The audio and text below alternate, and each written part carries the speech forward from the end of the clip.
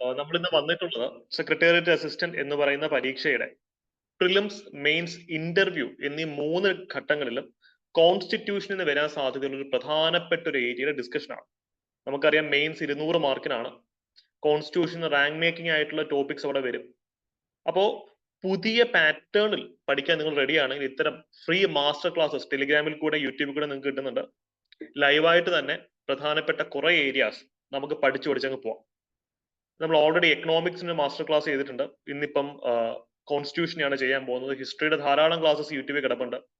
നമുക്ക് ജോഗ്രഫിയുടെ ക്ലാസ്സസ് വരുന്നുണ്ട്. എക്കണോമിക്സിന് ധാരാളം ക്ലാസ്സസിന് വരുന്നുണ്ട്. അപ്പോൾ ഈ ക്ലാസ്സസിന്റെ ഒക്കെ ക്ലാസ് നോട്ട്സ് ടെലിഗ്രാം ചാനലിൽ കിട്ടും. യൂട്യൂബ് വീഡിയോ കാണുന്ന വിദ്യാർത്ഥിയാണെങ്കിൽ നമ്മുടെ കമന്റ് സെക്ഷനിൽ ടെലിഗ്രാം ചാനലിന്റെ ലിങ്ക് പിൻ ചെയ്ത് വെച്ചിട്ടുണ്ട്. ആ ലിങ്കിൽ ക്ലിക്ക് ചെയ്യുകയാണെങ്കിൽ ടെലിഗ്രാം ചാനൽ അംഗമാവാം. അപ്പൊ അവിടെ തരുന്ന ഇത്തരത്തിലുള്ള നോട്ട്സ് നിങ്ങൾക്ക് യൂട്ടിലൈസ് ചെയ്യാം. Daily free mock test, micro classes ഒക്കെ അവിടെ തരുന്നുണ്ട് കേട്ടോ. അതെല്ലാം മാക്സിമം യൂട്ടിലൈസ് ചെയ്യാം. അപ്പൊ ഇന്നത്തെ നമ്മുടെ ടോപ്പിക് എന്ന് പറയുന്നത് പ്രിയാമ്പിൾ ആണ്. പ്രിയാമ്പിൾ അല്ലെ, നമ്മുടെ ഭരണഘടനയുടെ ആമുഖം. ഈ ടോപ്പിക്സിൽ നിന്നും സെക്രട്ടേറിയറ്റ് അസിസ്റ്റന്റ് അടക്കമുള്ള ഏത് ഡിഗ്രി ലെവൽ പരീക്ഷയ്ക്കാണെങ്കിലും പ്രിലിംസ്, മെയിൻസ്, ഇന്റർവ്യൂ 3 ഘട്ടത്തിൽ നിന്ന് എന്തൊക്കെ വരാൻ നമുക്ക് നോക്കാം. അരച്ച് കലക്കി അങ്ങ് പഠിക്കാം. പുതിയ പാറ്റേണിലുള്ള ക്ലാസ് ആണിത്. ലക്ഷ്മികാന്ത് എന്ന് പറയുന്ന പുസ്തകവും സിവിൽ സർവീസിലെയും മറ്റ് സംസ്ഥാനങ്ങളിലെയും PSCയുടെ ചോദ്യ പേപ്പറുകളും UGC ചോദ്യ പേപ്പറുകൾ, ഇഗ്നോയുടെ ടെക്സ്റ്റ്, അതിനോടൊപ്പം തന്നെ ഇനി വരാൻ സാധ്യത ഉള്ള ചോദ്യങ്ങളൊക്കെ നമുക്ക് ഇതിനകത്ത് ഡിസ്കസ് ചെയ്ത് പോവാം. അപ്പൊ കട്ടയ്ക്ക് കൂടെ നിൽക്കുക. കുറച്ച് ആഴത്തിലുള്ള ക്ലാസ് ആയിരിക്കും. പക്ഷെ ഈ ക്ലാസ് നിങ്ങൾക്ക് ഫുൾ ഫോളോ ചെയ്യാൻ പറ്റിക്കഴിഞ്ഞാൽ കോൺസ്റ്റിറ്റ്യൂഷൻ എങ്ങനെ പഠിക്കണം അല്ലെങ്കിൽ എത്രത്തോളം ആഴത്തിൽ ഇറങ്ങി പോകണം എന്ന് നമുക്ക് കൃത്യമായിട്ട് അനലൈസ് ചെയ്യാൻ പറ്റും. നമുക്ക് ക്ലാസ്സിലേക്ക് കിടക്കാം. പൃഥ്വിരാജ് ഫാൻസ് ഉണ്ടെങ്കിൽ കമന്റ് സെക്ഷനിലേക്ക് വരാം. പൃഥ്വിരാജ് ഫാൻസ്, കാര്യം ഒരു ഡ്രൈ ഏരിയ ആണിത്. പക്ഷെ അനലറ്റിക്കലായി വിശകലനാത്മകമായി സിനിമകളൊക്കെ കോട്ട് ചെയ്ത് പഠിച്ചു കഴിഞ്ഞാൽ ഓർമ്മയിലിരിക്കും. പൃഥ്വിരാജിന്റെ ഒരു ഫേമസ് സിനിമയിലെ ഡയലോഗാണ് ഇതല്ലേ, ഇന്ത്യ ഒരുത്തന്റെയും തന്തയുടെ വകയല്ല. ഏത് സിനിമയായിരുന്നു ഇത്? ഈ ഡയലോഗിന്റെ സോഴ്സ് എന്താണ്? യെസ്, ഡയലോഗിന്റെ സോഴ്സ് ജനഗണമന എന്നൊരു സിനിമയാണ്. Very good. അതിനകത്താണ് പൃഥ്വിരാജ് കോർട്ട് റൂമിൽ പറഞ്ഞത് ഇന്ത്യ ആരുടെയും തന്തയുടെ വകയല്ല അല്ലെ. അപ്പോ ഇന്ത്യ പിന്നെ ആരുടെ വകയാണ്? To whom does this great country belongs to? India ആരുടെ വകയാണ്? നിങ്ങളുടെ അഭിപ്രായം എന്താണ്? യെസ്, പീപ്പിൾ, ജനങ്ങൾ. We the people of India. നമ്മുടെ വകയാണ് ഇന്ത്യ. അതാണ് ഈ ഒരു ഡയലോഗിന്റെ കോണ്ടെക്സ്റ്റ്. ഇതിന്റെ അടിസ്ഥാനം പ്രിയാമ്പിൾ ആണ്. ഇന്ത്യ ആരുടെ വകയാണ് എന്ന് പറയുന്നതിന്റെ അടിസ്ഥാനം പ്രിയാമ്പിൾ ആണ്. അപ്പോ അടുത്ത കാലത്ത് PSC ഇവിടെ വന്നിട്ടുള്ള ചോദ്യങ്ങൾ അടിപൊളിയാണ്. എക്സാക്ട്ലി വിഷ്ണു. കാര്യം അടുത്ത കാലത്ത് വന്നൊരു ചോദ്യം, പ്രിയാമ്പിളിൽ പറഞ്ഞ ഫ്രട്ടേണിറ്റി, സാഹോദര്യം, അത് കോൺസ്റ്റിറ്റ്യൂഷനിൽ എവിടെയൊക്കെയാണ് കാണുന്നത്? മറ്റൊരു റാങ്ക് മേക്കിംഗ് ചോദ്യം ഡിഗ്രി ലെവലിൽ വന്നത്, preamble is not a source of power to the legislature. ആ ഒരു കോൺസെപ്റ്റിന്റെ മീനിങ് എന്താണ്? പിന്നീട് പ്രിയാമ്പിൾ ജസ്റ്റിഫൈബിൾ ആണോ എന്നൊക്കെയുള്ള നേച്ചറുള്ള ചോദ്യങ്ങൾ വരാൻ സാധ്യതയുണ്ട്. വിച്ച് മീൻസ് പ്രിയാമ്പിൾ എന്നൊരു സെക്ഷനിൽ നിന്ന് വരാൻ പോകുന്ന ചോദ്യങ്ങൾ അടിമുടി മാറുകയാണ്. പക്ഷെ എങ്ങനെ മാറിയാലും ഈ ക്ലാസ് മതി, നിങ്ങൾക്ക് ഉത്തരത്തിലേക്ക് എത്താൻ സാധിക്കും. അപ്പൊ നമുക്ക് നേരെ നമ്മുടെ ടോപ്പിക്കിലേക്ക് അങ്ങ് പോവാം. അപ്പോൾ പണ്ടത്തെ പോലെ അല്ല, നല്ല ആഴത്തിലാണ് ഇവിടുന്ന് ചോദ്യങ്ങൾ വരുന്നത്. പക്ഷെ ഈ ക്ലാസ്സിൽ നിന്ന് നിങ്ങൾക്ക് ധാരാളം അത്തരത്തിലുള്ള ചോദ്യങ്ങൾ ഞാൻ ഉറപ്പുവരുന്നു. അപ്പോൾ ടെലിഗ്രാം ചാനലിന്റെ കാര്യം മറക്കണ്ട, മെമ്പേഴ്സ് ആവുക. ഇത്തരത്തിലുള്ള ലൈവ് ക്ലാസ്സസ് സൂം വഴി നിങ്ങൾക്ക് അവിടെ ഇനി കിട്ടുന്നതായിരിക്കും. സ്ഥിരം PSCയുടെ ചോദ്യം, നമുക്ക് പ്രിയാമ്പിളിന്റെ കോണ്ടെക്സ്റ്റ് പഠിക്കുന്നതിന് മുമ്പ് സ്ഥിരം PSC ചോദിച്ച് മടുത്ത ചോദ്യങ്ങളിലേക്ക് നമുക്കൊന്ന് പോവാം. അതിനുശേഷം റാങ്ക് മേക്കിംഗ് ചോദ്യങ്ങൾ ഡിസ്കസ് ചെയ്യാം. പ്രിയാമ്പിൾ എന്ന് പറയുന്നതിന്റെ അർത്ഥം എന്താണ്? പ്രിയാമ്പിൾ നമ്മുടെ ഭരണഘടനയുടെ ആമുഖമാണ് പ്രിയാമ്പിൾ. നമുക്കറിയാം, ഒരു ഇൻട്രൊഡക്ഷൻ, പ്രിഫേസ് എന്നൊക്കെ പറയും. ആമുഖം എന്ന് പറയുമ്പോൾ ഒരു പുസ്തകത്തിനകത്തുള്ള കാര്യങ്ങളുടെ ഒരു രത്നച്ചുരുക്കമാണ് അതിനകത്ത് പറയുന്നത് അല്ലെ. അതുകൊണ്ട് തന്നെ നമ്മുടെ കോൺസ്റ്റിറ്റ്യൂഷനകത്ത് എന്തൊക്കെയുണ്ടോ അതെല്ലാം പ്രിയാമ്പിളിനകത്തുണ്ട്. നമ്മുടെ കോൺസ്റ്റിറ്റ്യൂഷന്റെ ഒരു ക്രാഷ് കോഴ്സ് ആണ് ആക്ച്വലി പ്രിയാമ്പിൾ. പ്രിയാമ്പിൾ വെടിപ്പിനെ പഠിച്ചു കഴിഞ്ഞാൽ കോൺസ്റ്റിറ്റ്യൂഷന്റെ A to Z വരെയുള്ള കാര്യങ്ങളുടെ ഒരു ക്രാഷ് നിങ്ങളുടെ മനസ്സിൽ, ഒരു ക്രാഷ് കോഴ്സ് പോലുള്ള സംഭവം നിങ്ങളുടെ മനസ്സിലായിരിക്കും. ഒരു ഇന്നത്തെ ക്ലാസ് ഒരു ക്രാഷ് കോഴ്സ് ആയിട്ട് നിങ്ങൾക്ക് കാണാം. കോൺസ്റ്റിറ്റ്യൂഷന്റെ കുറെ ഡയമെൻഷൻസ് നമ്മൾ ടച്ച് ചെയ്തു പോകും. നമ്മൾ എല്ലാവർക്കും അറിയുന്ന ഒരു ബേസിക് ഫാക്ട് ഉണ്ട്. ജവഹർലാൽ നെഹ്റു ആണ് പ്രിയാമ്പിൾ എന്നൊരു ഒരു ഐഡിയോളജി ആദ്യമായിട്ട് ഇൻട്രൊഡ്യൂസ് ചെയ്തത്. നമ്മുടെ കോൺസ്റ്റിറ്റ്യൂഷൻ ചുമ്മാ അങ്ങ് സ്റ്റാർട്ട് ചെയ്താൽ പോരാ. ഒരു സിനിമയ്ക്ക് മുമ്പ് ഒരു ട്രെയിലർ എന്ന് പറയുന്ന പോലെ കോൺസ്റ്റിറ്റ്യൂഷന് മുമ്പായിട്ട് നമുക്ക് എന്ത് വേണം? എന്താണ് കോൺസ്റ്റിറ്റ്യൂഷൻ എന്നൊരു ട്രെയിലർ വേണം. അതാണ് പ്രിയാമ്പിൾ. ഇതിന് അന്ന് അദ്ദേഹം വിളിച്ച പേര് ഒബ്ജക്റ്റീവ് റെസൊല്യൂഷൻസ് എന്നാണ്. ഒബ്ജക്റ്റീവ് എന്ന് വെച്ചാൽ എന്താണ്? ലക്ഷ്യപ്രമേയം. റെസൊല്യൂഷൻ മീൻസ് പ്രമേയം. നമ്മുടെ ഭരണഘടന എന്താണ് ലക്ഷ്യം വെക്കുന്നത് അത് ഒരു റെസൊല്യൂഷന്റെ രൂപത്തിൽ, ഒരു ടെക്സ്റ്റിന്റെ രൂപത്തിൽ പ്രിയാമ്പിളിന്റെ മുമ്പായിട്ട് കൊടുക്കണം. ഈ അഭിപ്രായം പറഞ്ഞ ജവഹർലാൽ നെഹ്റു ആണ്. അതുകൊണ്ട് തന്നെയാണ് പ്രിയാമ്പിളിനെ പറ്റി നമ്മൾ എന്ത് പറയുന്നത്? നമ്മുടെ കോൺസ്റ്റിറ്റ്യൂഷന്റെ ഫിലോസഫിയാണ് പ്രിയാമ്പിൾ എന്ന് പറയുന്നത്. കോൺസ്റ്റിറ്റ്യൂഷന്റെ ഫിലോസഫി. അപ്പോ ഏത് വർഷമാണ് ജവഹർലാൽ നെഹ്റു ഇത് കോൺസ്റ്റിറ്റ്യൂവന്റ് അസംബ്ലിയുടെ മുമ്പിൽ ഇൻട്രൊഡ്യൂസ് ചെയ്യുന്നതെന്ന് ചോദിച്ചു കഴിഞ്ഞാൽ 13 ഡിസംബർ 1946 22 ജാൻ 1947 റെസൊല്യൂഷൻ അഡോപ്റ്റ് ചെയ്യപ്പെടുന്നുണ്ട്. ഇതൊക്കെ സ്ഥിരം ചോദ്യങ്ങളാണ്. മറ്റൊരു തള്ളു ചോദ്യമാണ് എന്താ? ഏത് രാജ്യത്ത് നിന്നാണ് പ്രിയാമ്പിൾ എന്നൊരു കോൺസെപ്റ്റ് നമ്മൾ കടം കൊണ്ടത്? അമേരിക്കൻ കോൺസ്റ്റിറ്റ്യൂഷൻ അല്ലെ? We the people of America എന്ന് പറഞ്ഞിട്ടാണ് ആ പ്രിയാമ്പിൾ സ്റ്റാർട്ട് ചെയ്യുന്നത്. US exactly Shri. ഇപ്പൊ ഇന്ത്യൻ കോൺസ്റ്റിറ്റ്യൂഷനും same dialogue, we the people of United States. ഇതിന്റെ ഒരു വിരോധാഭാസം എന്താണെന്ന് വെച്ച് കഴിഞ്ഞാല് അമേരിക്കയുടെ ഏറ്റവും വലിയ ശത്രുവായിരുന്നു Jawaharlal Nehru. Because he was a socialist. Jawaharlal Nehru പറഞ്ഞ കാര്യമാണ്, ഹിറ്റ്ലർ ഒന്നുമല്ല, നാസിയും ഫാസിസം ഒന്നുമല്ല, അമേരിക്കയാണ് യഥാർത്ഥ വില്ലന്മാരായിട്ട് ഭാവിയിൽ വരാൻ പോകുന്നതെന്ന് പബ്ലിക്കായിട്ട് ഡിക്ലെയർ ചെയ്ത് അമേരിക്കൻ ക്യാപിറ്റലിസത്തിനെതിരെ മരണം വരെ പടപൊരുതിയ ഒരു സോഷ്യലിസ്റ്റ് ആയിരുന്നു Jawaharlal Nehru. So he himself was against the economic policy of the states, United States. അമേരിക്കയുടെ സാമ്പത്തിക നയങ്ങൾക്ക് എതിരായിരുന്നു ജവഹർലാൽ നെഹ്റു. പച്ചയ്ക്ക് വിളിച്ച് പറഞ്ഞിട്ടുള്ള കാര്യങ്ങളൊക്കെ എന്ന് വെച്ച് കഴിഞ്ഞാൽ നമുക്ക് അമേരിക്കക്കാർ കേട്ട് കഴിഞ്ഞാൽ അമേരിക്കക്കാരെ നമ്മളിവിടെ തല്ലിക്കൊല്ലും.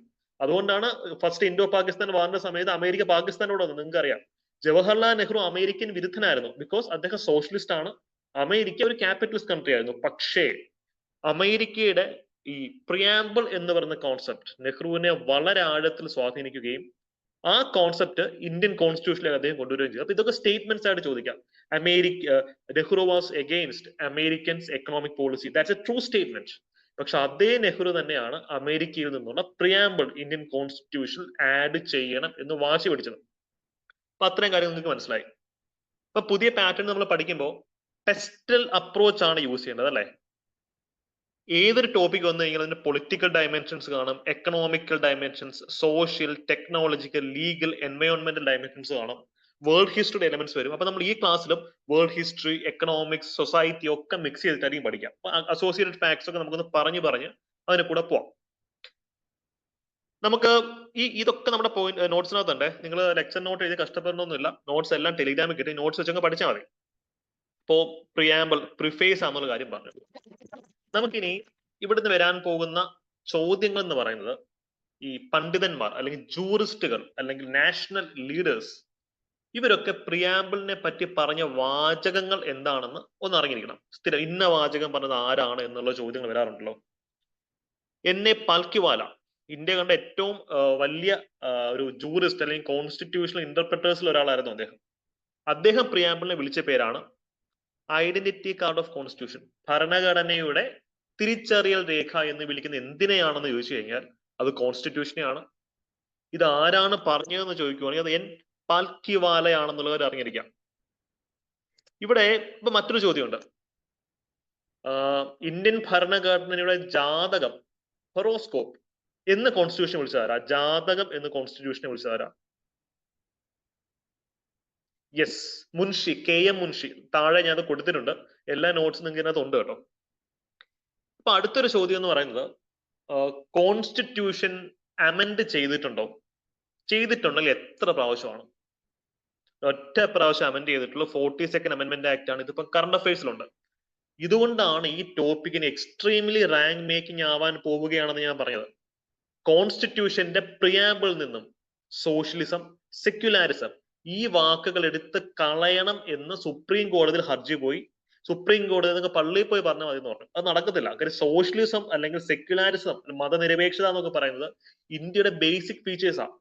അതൊക്കെ ഇനി എത്ര ആൾക്കാർ പോയി കേസ് കൊടുത്താലും അതൊന്നും കോൺസ്റ്റിറ്റ്യൂഷനിൽ നിന്നോ പ്രിയാമ്പിളിൽ നിന്നോ കളയാൻ ഒക്കത്തില്ല എന്ന് സുപ്രീം കോടതി ചീഫ് ജസ്റ്റിസ് പറഞ്ഞു. ആരാണ് ഇപ്പോഴത്തെ സുപ്രീം കോടതി ചീഫ് ജസ്റ്റിസ്? സോഷ്യലിസം പ്രിയാമ്പിളിൽ നിന്ന് എടുത്തു മാറ്റാൻ പറ്റത്തില്ല, സെക്യുലാരിസം എടുത്തു മാറ്റാൻ പറ്റത്തില്ല എന്ന് ഏറ്റവും റീസെന്റ് ആയിട്ട് സുപ്രീം കോടതിയിൽ വന്നത് സഞ്ജയ് ഖന്ന. അദ്ദേഹം കൃത്യമായി പറഞ്ഞിട്ടുണ്ട്. അപ്പൊ അതൊക്കെ നമുക്ക് പഠിച്ചോളാം. കറണ്ട് അഫയേഴ്സിൽ കത്തി നിൽക്കുന്ന ഒരു ടോപ്പിക്കും കൂടാണത്. അപ്പൊ നമുക്ക് അതുകൊണ്ട് തന്നെ എന്താണ് സോഷ്യലിസം എന്നൊക്കെ പറഞ്ഞ ചോദ്യങ്ങൾ വരും. അതൊക്കെ നമുക്ക് ഇതിനകത്ത് പഠിക്കാം.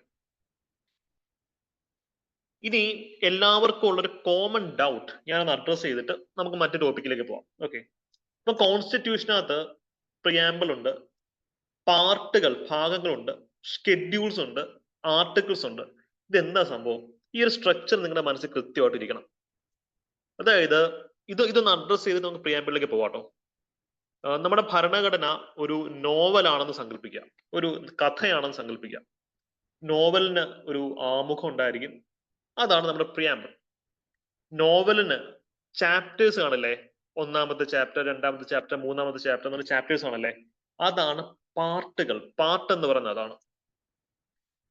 നോവലിനകത്ത് കഥാപാത്രങ്ങൾ കാണും, വില്ലന്മാര് കാണും, നായകന്മാര് കാണും, സ്വഭാവ നടന്മാര് കാണും, അല്ലെ, നായികമാര് കാണും. അത്തരത്തിലുള്ള ക്യാരക്ടേഴ്സ്, കഥാപാത്രങ്ങളാണ് ആർട്ടിക്കിൾസ് എന്ന് പറയുന്നത്. മെയിൻ ബോഡിയാണ് ആർട്ടിക്കിൾസ് എന്ന് പറയുന്നത്. അപ്പം പ്രിയാമ്പിളിന് കോൺസ്റ്റിറ്റ്യൂഷനകത്ത് നല്ലത് മാത്രമല്ല, ചീത്ത കാര്യങ്ങളും ഉണ്ട് കേട്ടോ. കോൺസ്റ്റിറ്റ്യൂഷനെ നമുക്ക് കൺസ്ട്രക്റ്റീവായിട്ട് ക്രിട്ടിസൈസ് ചെയ്യാം, ഒരു കുഴപ്പമില്ല. ലോ കമ്മീഷൻ വരെ ക്രിട്ടിസൈസ് ചെയ്യുന്ന കാര്യം. അപ്പൊ വില്ലന്മാരും നായകന്മാരും ഒക്കെ കോൺസ്റ്റിറ്റ്യൂഷനകത്തും ഉണ്ട്.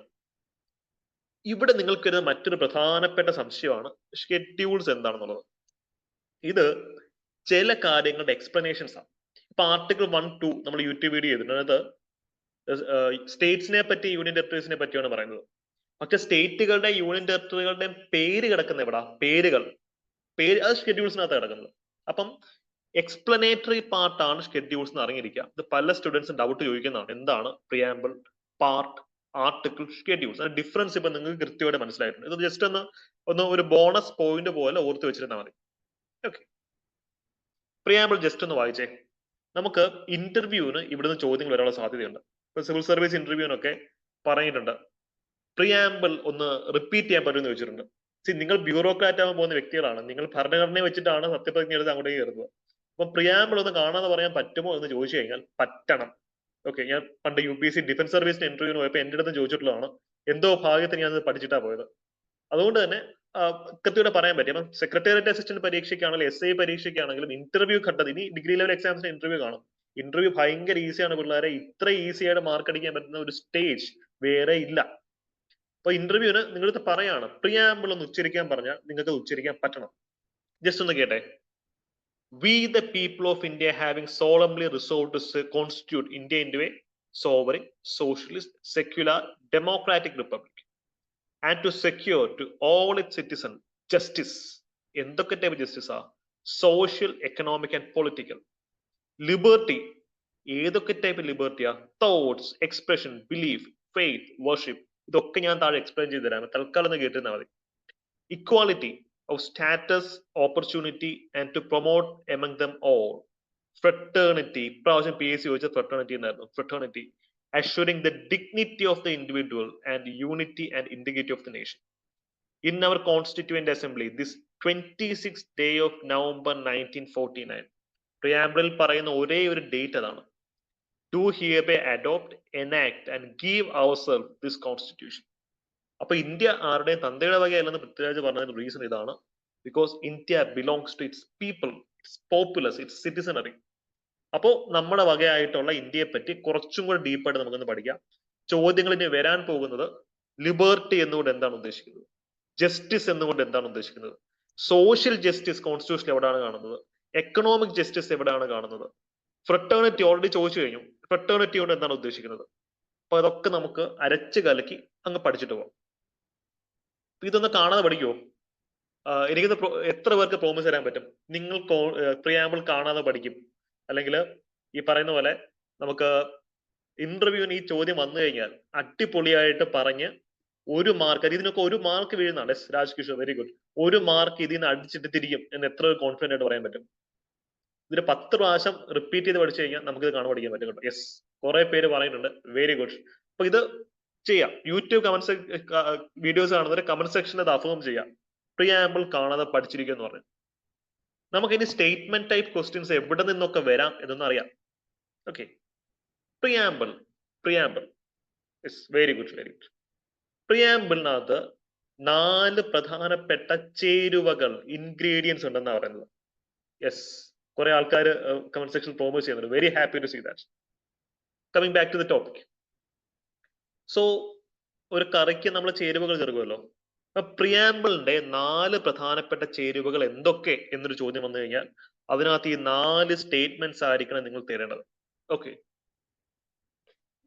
ഫസ്റ്റ് സ്റ്റേറ്റ്മെന്റ് അഥവാ ഫസ്റ്റ് ഇൻഗ്രീഡിയൻ, 4 ഇൻഗ്രീഡിയൻസ് ആണ് പ്രധാനം. ഫസ്റ്റ് ഇൻഗ്രീഡിയൻ നോക്കാം. പ്രിയാമ്പിൾ ആണ് source of authority of the constitution. കോൺസ്റ്റിറ്റ്യൂഷന്റെ അതോറിറ്റി എന്താണെന്ന് പറയുന്നത് പ്രിയാമ്പിളാണ്. ഇതിന്റെ ഒരു സീരിയസ്നെസ് ഞാൻ നിങ്ങൾക്ക് പറഞ്ഞുതരാം. ഇന്ത്യയോടൊപ്പം ജനിച്ച ഇന്ത്യയുടെ എന്താ പറയാ മറ്റൊരു ഇന്ത്യയുടെ ഒരു ഭാഗമായിരുന്നാണ് പാകിസ്ഥാൻ. പാകിസ്ഥാൻ എന്തുകൊണ്ടാണ് ഇപ്പോഴും ഇന്ത്യയിലോട്ട് നുഴഞ്ഞേറാൻ ശ്രമിക്കുക, ഇന്ത്യ ചന്ദ്രനിലോട്ട് ആളെ അയക്കുകയും ചെയ്തുകൊണ്ടിരിക്കുന്നത്?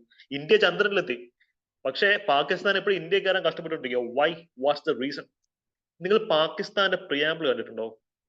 പാകിസ്ഥാന്റെ പ്രിയാമ്പിൾ സ്റ്റാർട്ട് ചെയ്യുന്നത് ഇന്ത്യൻ പ്രിയാമ്പിളും അമേരിക്കൻ പ്രിയാമ്പിളും we the people of India, ജനങ്ങളിൽ നിന്നാണ് ആ രാഷ്ട്രം അല്ലെങ്കിൽ കോൺസ്റ്റിറ്റ്യൂഷൻ അതിന്റെ അതോറിറ്റി സ്വീകരിക്കുന്നത് എന്നാണ് പറയുന്നത്. പക്ഷെ പാകിസ്ഥാൻ പ്രിയാമ്പിൾ എന്താ പറയുന്നത് അറിയോ?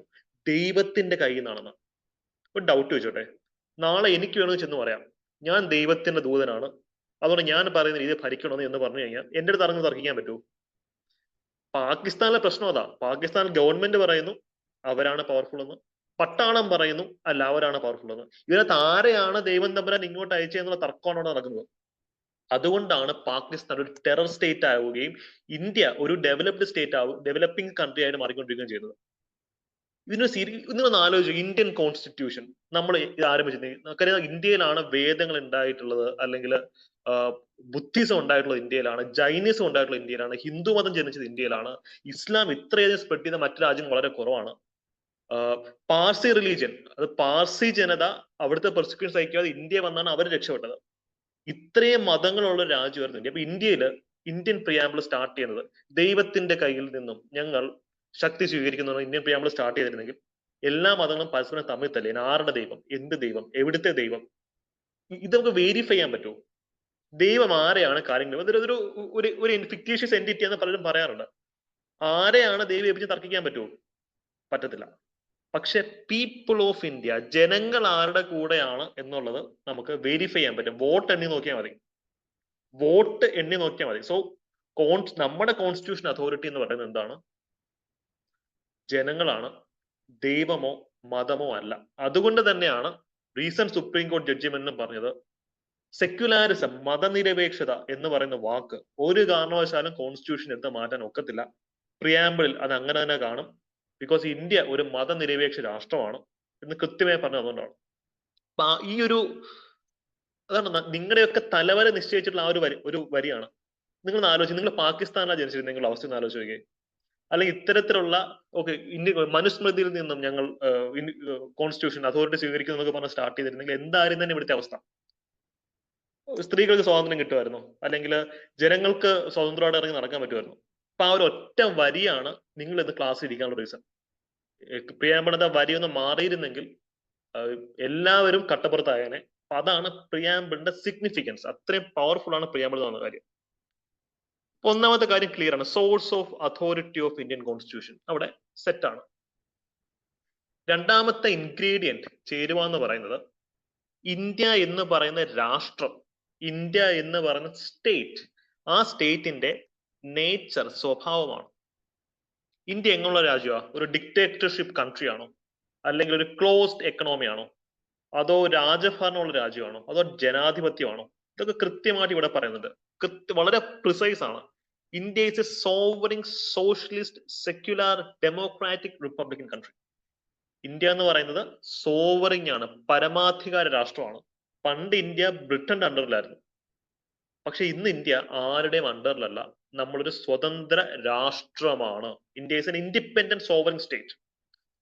അപ്പം എന്ത് ടൈപ്പ് ഓഫ് എക്കണോമിയാണ് നമ്മളിവിടെ ഫോളോ ചെയ്യുന്നത്? എന്ത് സാമ്പത്തിക ശാസ്ത്ര തത്വചിന്തയാണ് നമ്മളിവിടെ ഫോളോ ചെയ്യുന്നത്? സോഷ്യലിസം ആണോ, കമ്മ്യൂണിസം ആണോ, അല്ലെങ്കിൽ ലിബറലിസം ആണോ, ക്യാപിറ്റലിസം ആണോ? എന്താണ്? മിക്സഡ് എക്കണോമിയാണ് ഫോളോ ചെയ്യുന്നത്. ശ്രീ വളരെ കൃത്യമായിട്ട് പറഞ്ഞ മിക്സഡ് എക്കണോമിയാണ് ഫോളോ ചെയ്യുന്നത്. പക്ഷെ പ്രിയാമ്പിളിൽ പറയുന്നത് സോഷ്യലിസ്റ്റ് എക്കണോമി എന്നാണ്. Socialist economy. അപ്പൊ അതൊരു വൈരുദ്ധ്യമല്ലേ അവിടെ വരുന്നത്? അത് നമ്മൾ താഴെ ഡിസ്കസ് ചെയ്യും. ഈ ഒരു ചോദ്യം നമ്മൾ താഴെ ഡിസ്കസ് ചെയ്യും. പ്രിയാമ്പിൾ നമ്മൾ പറയുന്നത് സോഷ്യലിസ്റ്റ് എക്കണോമി എന്നാണ്. സോഷ്യലിസത്തിന് പല ബ്രാഞ്ച് ഉണ്ട്. അപ്പൊ നിങ്ങളുടെ ഇപ്പോഴത്തെ സംശയത്തിനുള്ള ഉത്തരം താഴെ കിട്ടും. ഓക്കെ, നിങ്ങളുടെ എല്ലാവരുടെയും ആൻസർ കറക്റ്റ് ആണ്. മിക്സഡ് എക്കണോമിയാണ്. പക്ഷെ പ്രിയാമ്പിളിൽ പറയുന്നത് സോഷ്യലിസ്റ്റ് എക്കണോമി ആണെന്നാണ്. സോഷ്യലിസം എന്താണെന്നുള്ളത് നമ്മൾ താഴെ ഡിസ്കസ് ചെയ്യും. സോഷ്യലിസം മാത്രം നമ്മൾ സെക്യുലാർ ഡെമോക്രാറ്റിക് റിപ്പബ്ലിക്കൻ പൊളിറ്റിയാണ്. സെക്യുലാർ മീൻസ് ഇന്ത്യയിൽ ഒരു മതത്തിനും അങ്ങനെ പ്രത്യേകിച്ച് കൊമ്പില്ല. എല്ലാ മതത്തിനെയും ഇന്ത്യയിൽ ഒരേ രീതിയിൽ ട്രീറ്റ് ചെയ്യണം. ഇന്ത്യക്ക് ഒരു നാഷണൽ റിലീജിയൻ, ഒരു ദേശീയ മതം ഇല്ല എന്ന് പ്രഖ്യാപിക്കുകയാണ് സെക്യുലാരിസം വഴി ചെയ്യുന്നത്. ഇവിടെ നിങ്ങൾ മനസ്സിലാക്കേണ്ട ഒരു കോർ കോൺസെപ്റ്റ് ഉണ്ട്. ഈ സെക്യുലാരിസം, മതനിരപേക്ഷത എന്ന് പറയുന്നത് എവിടെ നിന്ന് വന്നിട്ടുള്ള കോൺസെപ്റ്റാണ്? യൂറോപ്യൻ കോൺസെപ്റ്റാണ്. പാശ്ചാത്യ രാഷ്ട്രങ്ങളിലാണ് സെക്യുലാരിസം എന്നൊരു കോൺസെപ്റ്റ് വന്നത്. യൂറോപ്പില് മതം ഇതാണെങ്കിൽ, റിലീജിയൻ ഇതാണെങ്കിൽ, സ്റ്റേറ്റ് ഇതാണ്. രണ്ടുപേരും തമ്മിൽ വലിയ ബന്ധമൊന്നുമില്ല. സ്റ്റേറ്റിന്റെ കാര്യത്തിൽ റിലീജിയനോ, റിലീജിയന്റെ കാര്യത്തിൽ സ്റ്റേറ്റോ ഇടപെടത്തില്ല. ഞാൻ ഡൗട്ട് ചോദിച്ചോട്ടെ, ഇന്ത്യയില് വഖഫ് ബോർഡുകളുണ്ട്. വഖഫ് ബോർഡുകൾ അത് ഇസ്ലാം എന്ന് പറയുന്ന മതവുമായി റിലേറ്റ് ചെയ്തിട്ടുള്ള ബോർഡുകളാണ് വഖഫ് ബോർഡുകൾ. വഖഫ് ബോർഡിന്റെ കാര്യത്തിൽ ഗവൺമെന്റ് ഇടപെടാറില്ലേ? അതുപോലെ തിരിച്ചു ഇടപെടാറില്ലേ?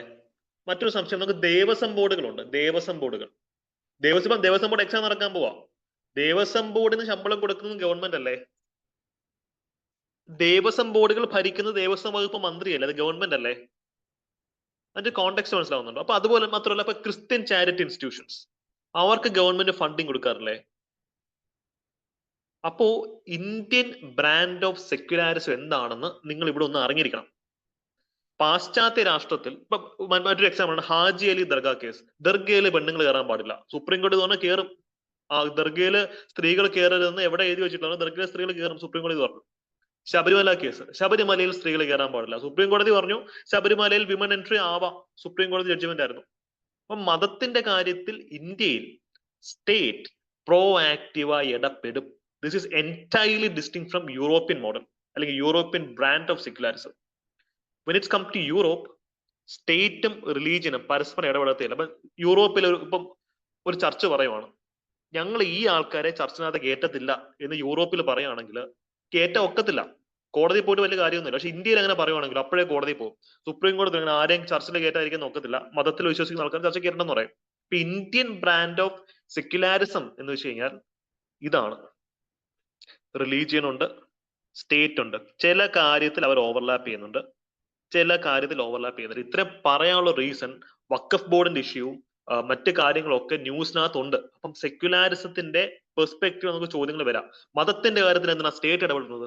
പ്രിയാമ്പിളിൽ സെക്യുലാരിസം പറയുന്നുണ്ടല്ലോ. സെക്യുലാരിസം എന്ന് വെച്ച് കഴിഞ്ഞാൽ മതവും സ്റ്റേറ്റും പരസ്പരം ഒരു കാര്യത്തിൽ ഇടപെടലെന്നുള്ളതല്ലേ? സംഭവം സത്യമാണ്. പക്ഷെ ഇന്ത്യയിൽ നമ്മൾ ഫോളോ ചെയ്യുന്ന ബ്രാൻഡ് വേരിയന്റ് എന്ന് പറയുന്നത് അതല്ല, ഇതാണ്. അപ്പൊ നിങ്ങൾ ആ ഒരു സംശയം മാറിയോ? സെക്യുലാരിസം എന്നോട് എന്താ ഉദ്ദേശിക്കുന്ന ഒരു സംശയം നിങ്ങൾക്ക് മാറിയോ? ഞാൻ പറഞ്ഞൊരു കോണ്ടെക്സ്റ്റ് ക്ലാരിറ്റി വന്നിട്ടുണ്ടോ? Indian brand is entirely unique. ലോകത്ത് ഇന്ത്യയിൽ മാത്രമേ ഇങ്ങനെ ഒരു ബ്രാൻഡ് ഉള്ളൂ. ഓക്കെ, അപ്പൊ രണ്ട് കാര്യങ്ങൾ സെറ്റാണ്. ഇനി മൂന്നാമത്തെ ഇൻഗ്രീഡിയൻസ്, നമ്മുടെ കോൺസ്റ്റിറ്റ്യൂഷന്റെ പ്രിയാമ്പിളിന്റെ ഇൻഗ്രീഡിയൻസ് ആണല്ലോ ചർച്ച ചെയ്തുകൊണ്ടിരിക്കുന്നത്. രണ്ട് ഇൻഗ്രീഡിയന്റ് കണ്ടു. മൂന്നാമത്തെ ഇൻഗ്രീഡിയന്റ് എന്ന് പറയുന്നത് കോൺസ്റ്റിറ്റ്യൂഷന്റെ ലക്ഷ്യം, ഒബ്ജക്റ്റീവ് എന്താന്നുള്ളതാണ്.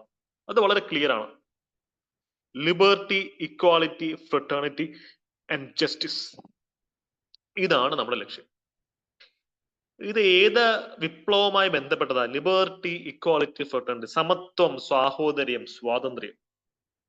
ഇത് ഏത് വിപ്ലവത്തിൽ നമ്മൾ എടുത്തിട്ടുള്ളത്? French revolution. Exactly, French revolution. അപ്പം justice, economic, political and social, സാമൂഹ്യ നീതി, സാമ്പത്തിക നീതി, ഇത് ഏത് വിപ്ലവത്തിൽ എടുത്തുള്ള? Justice, economic, social and political. Exact, very good. Russian revolution ആണത്. വേൾഡ് ഹിസ്റ്ററി എന്നുള്ള രണ്ട് ചോദ്യങ്ങൾ നിങ്ങൾക്ക് അവിടെ കിട്ടി. അപ്പൊ നിങ്ങൾ മനസ്സിലാക്കുക, പ്രിയാമ്പിൾ എവിടെ നിന്ന് എടുത്താന്ന് ചോദിച്ചു കഴിഞ്ഞാൽ അമേരിക്കയാണ്. പക്ഷെ പ്രിയാമ്പിളിനകത്ത് ലിബർട്ടി, ഇക്വാലിറ്റി, ഫ്രട്ടേണിറ്റി എവിടെ നിന്ന് എടുത്താന്ന് ചോദിച്ചു കഴിഞ്ഞാൽ അത് ഫ്രഞ്ച് റെവല്യൂഷനിൽ നിന്നാണ്. Justice, economic, social and political എവിടെ നിന്ന് എടുത്തു എന്ന് ചോദിച്ചു കഴിഞ്ഞാൽ അത് റഷ്യൻ റെവല്യൂഷൻ ആണ്. അപ്പൊ ക്ലിയർ കട്ടായിട്ട് ഓർത്തിരിക്കാം. അപ്പോ നമ്മുടെ കോൺസ്റ്റിറ്റ്യൂഷൻ ലക്ഷ്യങ്ങൾ എന്താന്ന് പറഞ്ഞു. ഇതിന്റെ ഡെഫിനേഷൻസിൽ നിന്നാണ് ഇനി PSCയിൽ ചോദ്യങ്ങൾ വരാൻ പോകുന്നത്. നിങ്ങൾ ഓർത്തിരുന്നോ? അതുകൊണ്ട് ഈ ഓരോ കീവേഡും നമ്മളിപ്പോ വിശാലമായിട്ട് ചർച്ച ചെയ്യും. ഇപ്പൊ നാലാമത്തെ, ദ ഫൈനൽ ഇൻഗ്രീഡിയന്റ് എന്ന് പറയുന്നത് date of adoption of the constitution ആണ്. കോൺസ്റ്റിറ്റ്യൂഷൻ അഡോപ്റ്റ് ചെയ്ത ഡേറ്റ് November 26 അല്ലേ, 1949. അപ്പോൾ ഹാപ്പി നാഷണൽ കോൺസ്റ്റിറ്റ്യൂഷൻ ഡേ. പക്ഷെ ഈ ഒരു ദിവസത്തിന് നമ്മളെ കണ്ണ് നനയിക്കുന്ന മറ്റൊരു ഓർമ്മ കൂടെ ബാക്കിയുണ്ട്. എന്താണ് November 26, 1949 മറ്റൊരു ട്രാജിക്കൽ സിഗ്നിഫിക്കൻസ്, ഹിസ്റ്റോറിക്കൽ സിഗ്നിഫിക്കൻസ്? യെസ്, പറയൂ എന്താണ് ഒരു ട്രാജിക്കൽ historical significance? Mumbai terror attack അല്ലേ, എക്സാക്ട്ലി. ടെററിസ്റ്റ് അറ്റാക്കിന്റെ നടന്ന ദിവസം ഇത് തന്നെയാണ്. So we will never forget and we will never forgive. അപ്പൊ ആ ഒരു സവിശേഷത കൂടെ ഇവിടെ ഉണ്ടെന്നുള്ള ഒരു കാര്യം ഓർക്കാം. അപ്പൊ ആ ഒരു സെക്ഷൻ നമ്മൾ പഠിച്ചു. ഇനി നമുക്ക് നോക്കാനുള്ളത് പ്രിയാമ്പിളിനെ ഒന്ന് കീറി മുറിച്ച് പഠിക്കാം അല്ലെ, കീറി മുറിച്ച് പഠിക്കാം.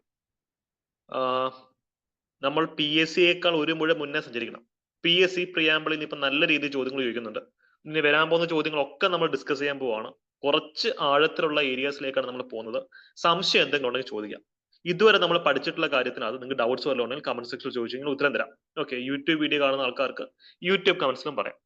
ഫൈൻ. ഇത്രയും നമ്മൾ ഡിസ്കസ് ചെയ്ത എല്ലാവരും ക്ലിയർ ആണോ? ക്രിസ്റ്റൽ ക്ലിയർ ആണോ? പ്രിയാമ്പിളിന്റെ ഓരോ സ്റ്റേജസും കഴിഞ്ഞു. ഇനി നമ്മൾ പ്രിയാമ്പിളിനെ കീറി മുറിച്ച് പഠിക്കാൻ പോവുകയാണ്. ആ ഒരു ഡിസെക്ഷൻ സ്റ്റാർട്ട് ചെയ്യുന്നതിന് മുമ്പ് എന്തെങ്കിലും സംശയം ഉണ്ടോ? Yes, perfect. നിങ്ങൾക്ക് സംശയം ഉണ്ടെങ്കിൽ കമന്റ് സെക്ഷനിൽ ചോദിച്ചാൽ മതി.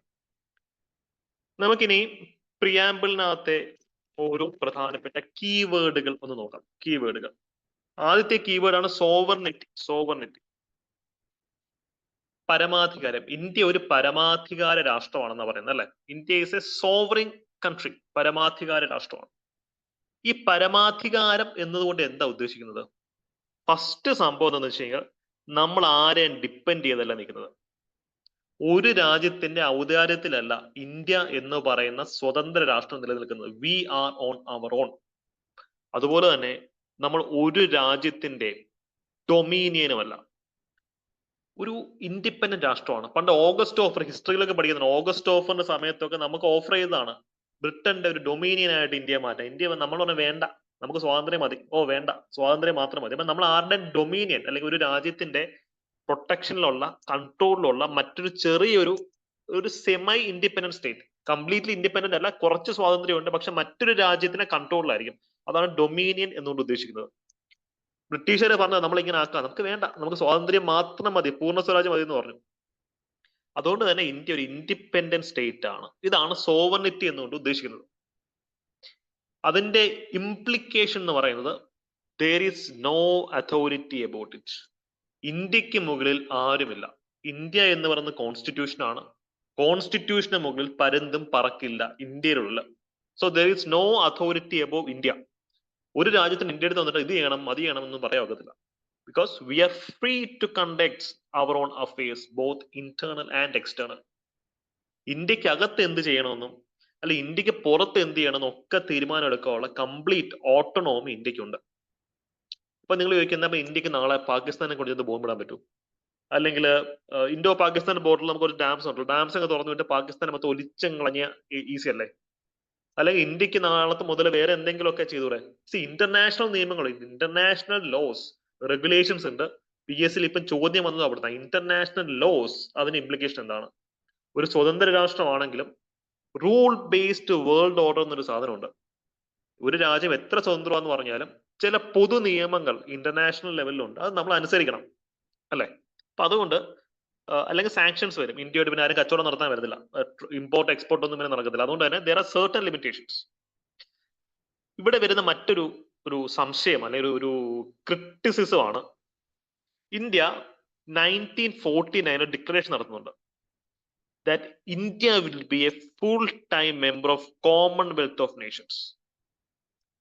കോമൺവെൽത്ത് ഗെയിം നിങ്ങൾ സ്പോർട്സിനകത്ത് പഠിക്കുന്ന കോമൺവെൽത്ത് ഗെയിംസ്, കോമൺവെൽത്തിന്റെ അംഗമാണ് ഇന്ത്യ. എന്താണ് കോമൺവെൽത്ത്? പണ്ട് ബ്രിട്ടന്റെ കോളനികളായിരുന്ന രാഷ്ട്രങ്ങൾ, ഇന്ത്യയുണ്ട്, ഇന്തോനേഷ്യ ഉണ്ട്, കുറെ രാഷ്ട്രങ്ങളുണ്ട്. ഈ രാഷ്ട്രങ്ങൾ, പാകിസ്ഥാനൊക്കെ കോമൺവെൽത്തിന്റെ അംഗങ്ങളാണ്. ഈ രാഷ്ട്രങ്ങളുടെ കൂട്ടായ്മയാണ് കോമൺവെൽത്ത് ഓഫ് നേഷൻസ് എന്ന് പറയുന്നത്. ഈ കോമൺവെൽത്തിന്റെ ഹെഡ്, തലതൊട്ടപ്പൻ എന്ന് പറയുന്നത് ബ്രിട്ടീഷ് ക്രൗൺ ആണ്. രാജാവാകാം, രാജ്ഞിയാവാം. ഇപ്പം രാജാവാണ് അല്ലെ? ഇപ്പൊ രാജാവാണ്. രാജാവിന്റെ പേരൊന്ന് കമന്റ് ചെയ്യണേ. ഇപ്പോഴത്തെ ബ്രിട്ടീഷ് രാജാവിന്റെ പേരൊന്ന് കമന്റ് ചെയ്യാം. ഇത് ഇവിടുത്തെ ന്യായമാ. പ്രിയാമ്പിളിൽ പറയുന്നു നമ്മൾ ഒരു സ്വതന്ത്ര രാഷ്ട്രമാണ്, പരമാധികാര രാഷ്ട്രമാണ്, ഇന്ത്യയിൽ ആരുമില്ല. Yes, very good Rajkishore. Charles III, very good.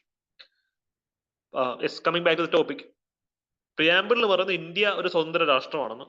പക്ഷെ ഇന്ത്യ കോമൺവെൽത്തിലെ അംഗമാണ്. കോമൺവെൽത്തിന്റെ ഹെഡ് ആരാ? It's the British crown, his majesty or her majesty. അപ്പോ ഇതാണ് ഇവിടുത്തെ ഒരു പ്രശ്നം. ഇത് വലിയ വിവാദങ്ങൾ കാരണമായി. അവസാനം നമ്മളൊരു കോമൺ ഗ്രൗണ്ടിലേക്ക് എത്തി. ഒരു ഫിഗറേറ്റീവ് ഹെഡ് മാത്രമാണ് ബ്രിട്ടീഷ് ക്രൗൺ. ഇതൊരു എക്സ്ട്രാ കോൺസ്റ്റിറ്റ്യൂഷണൽ ഡിക്ലറേഷൻ ആണ്. കോൺസ്റ്റിറ്റ്യൂഷനോട് ഇതിന് ബന്ധമൊന്നുമില്ല. കോമൺവെൽത്തിൽ അംഗമായി എന്ന് കരുതി ബ്രിട്ടീഷ് രാജ്ഞിയുടെ ഒരാജ്ഞയെ കേൾക്കേണ്ട ഭാഗത്ത് നമുക്കില്ല. ഇതൊരു എക്സ്ട്രാ കോൺസ്റ്റിറ്റ്യൂഷണൽ ഒരു സെറമോണിയൽ ഡിക്ലറേഷൻ എന്നുള്ള ഇത് മാത്രം ഇതിനെ കണ്ടാൽ മതി. ഇത് ഒരു രീതിയിലും ഇന്ത്യയുടെ പരമാധികാരത്തെ ബാധിക്കത്തില്ല. അതുകൊണ്ട് തന്നെയാണ് ഇന്ത്യ ഇപ്പോഴും എന്ത് ചെയ്യുന്നത്? കോമൺവെൽത്തിൽ അംഗമായിട്ടിരിക്കുന്നത്. ഒരു ഐഡിയ മനസ്സിലായോ? നമ്മുടെ ഭരണഘടന എന്ന് പറയുന്നത് ഒരു ഫിലോസഫിക്കൽ ടെക്സ്റ്റ് ആണ്, തത്വചിന്താപരമായിട്ടുള്ള ടെക്സ്റ്റ് ആണ്. അതുകൊണ്ടാണ് ഭരണഘടന വായിച്ചാൽ ആർക്കും ഒന്നും മനസ്സിലാവാത്തത്. അതുകൊണ്ടാണ് ഭരണഘടനയെ കാലാകാലം സുപ്രീം കോടതി ഇന്റർപ്രറ്റ് ചെയ്യുന്നത്. ഭരണഘടനയുടെ അൾട്ടിമേറ്റ് ഇന്റർപ്രറ്റർ എന്ന് പറയുന്ന ആരാ? സുപ്രീം കോടതിയാണ്. നമ്മൾ മിഡീവൽ ഇന്ത്യയിൽ പഠിക്കുന്നതാണ്. അക്ബറിന്റെ കാലഘട്ടത്തിൽ ഖുറാന്റെ അൾട്ടിമേറ്റ് ഇന്റർപ്രറ്ററായി അക്ബർ പ്രഖ്യാപിച്ച അദ്ദേഹത്തെ തന്നെ. ബിക്കോസ് ഇന്ത്യ എന്ന് പറയുന്ന മതത്തിന്റെ മതഗ്രന്ഥമാണ് കോൺസ്റ്റിറ്റ്യൂഷൻ. ഇതിനെ ഇന്റർപ്രറ്റ് ചെയ്യാനുള്ള അവകാശം സുപ്രീം കോടതിക്കാണ്. കാര്യം ഫിലോസഫിക്കലാണ് പല കാര്യങ്ങളും. ചില കാര്യത്തിൽ കൃത്യമായിട്ടുള്ള ഉത്തരവില്ല, ചില കാര്യത്തിൽ ക്ലാരിറ്റി ഇല്ല. പക്ഷെ ഇപ്പോഴത്തെ ഒരു അണ്ടർസ്റ്റാൻഡിങ് ഇതാണ്. കോമൺവെൽത്തിൽ അംഗമാണ്, പക്ഷെ ഇതൊരു കാരണവശാൽ ഇന്ത്യയുടെ സോവറിനിറ്റിയെ ബാധിക്കത്തില്ല. മാത്രമല്ല, ഇന്ത്യ യുണൈറ്റഡ് നേഷൻസിന്റെ മെമ്പറാ. യുണൈറ്റഡ് നേഷൻസിലെ മെമ്പർ ആവണമെങ്കിൽ UN പറയുന്ന ചില നിയമങ്ങളും കാര്യങ്ങളും ഒക്കെ അനുസരിക്കുകയും അംഗീകരിക്കുകയും വേണം. വർഷാവർഷം UN അങ്ങോട്ട് പൈസ കൊടുക്കണം. UN പീസ് കീപ്പിംഗ് ഫോഴ്സിൽ കോൺട്രിബ്യൂഷൻ നടത്തണം. പക്ഷെ ഇതൊന്നും ഇന്ത്യയുടെ സോവറിനിറ്റിയെ ഒരു രീതിയിലും ബാധിക്കുന്ന കാര്യമല്ല. വിച്ച് മീൻസ് ഇന്ത്യക്ക് എന്ത് ചെയ്യാം? ഒരു വിദേശ രാജ്യത്തിന് അക്യൂർ ചെയ്യാം, അല്ലെങ്കിൽ നമ്മുടെ ഒരു പ്രോപ്പർട്ടി മറ്റു വിദേശ രാജ്യത്തിന് കൊടുക്കുക. ഇത് ഇന്ത്യയുടെ തീരുമാനമാണ്. India can either acquire a foreign territory or cede a part of its territory in favor of a foreign state. നമ്മൾ ബംഗ്ലാദേശിന് കുറച്ച് ലാൻഡ് കൊടുത്തിരുന്നു, എൻക്ലേവ്സ് കൊടുത്തിരുന്നു അല്ലെ. പകരം ബംഗ്ലാദേശ് കുറച്ച് ലാൻഡ് ഇങ്ങോട്ട് തന്നു. ഇപ്പൊ ബെർബാറി യൂണിയൻ കേസ് ഉണ്ട്, പഴയ കേസാണ്. അപ്പോ ഇതിനൊക്കെയുള്ള അവകാശം ഇന്ത്യക്കുണ്ട്. ഇന്ത്യക്ക് എന്ത് ചെയ്യാം? ഒരു വിദേശ രാജ്യത്തിന് വേണമെങ്കിൽ നമ്മുടെ ഇന്ത്യയുടെ ഭാഗമാക്കാം, ഇന്ത്യയുടെ ചില ഭാഗങ്ങൾ വിദേശ രാജ്യങ്ങൾ കൊടുക്കാം. എല്ലാത്തിനുള്ള ഒരു സ്വാതന്ത്ര്യം ഇന്ത്യക്കുണ്ട്. അപ്പൊ UN മെമ്പർ ആണെന്ന് പറഞ്ഞത് ഇതൊന്നും നമ്മളെ ബാധിക്കത്തില്ല. അടുത്ത കാലത്ത് PSC വന്ന ചോദ്യം ഇത് തന്നെയായിരുന്നു. ഇന്റർനാഷണൽ ലോ, ഇന്റർനാഷണൽ നിയമങ്ങൾ എന്ന് പറഞ്ഞാൽ എന്താണ്? ഇന്ത്യ ഒരു പരമാധികാര രാഷ്ട്രമാണെങ്കിലും ഇന്റർനാഷണൽ ലോസിനെ നമ്മൾ മാനിക്കണം. മനസ്സിലായല്ലോ? നമ്മൾ അതിനെ റെസ്പെക്ട് ചെയ്യണം. അതനുസരിച്ചിട്ടുള്ള ചില കാര്യങ്ങൾ നമ്മൾ ചെയ്യും. അതാണ് ഇവിടെ പറയുന്ന ഒരു പ്രധാനപ്പെട്ട ഒരു കാര്യം.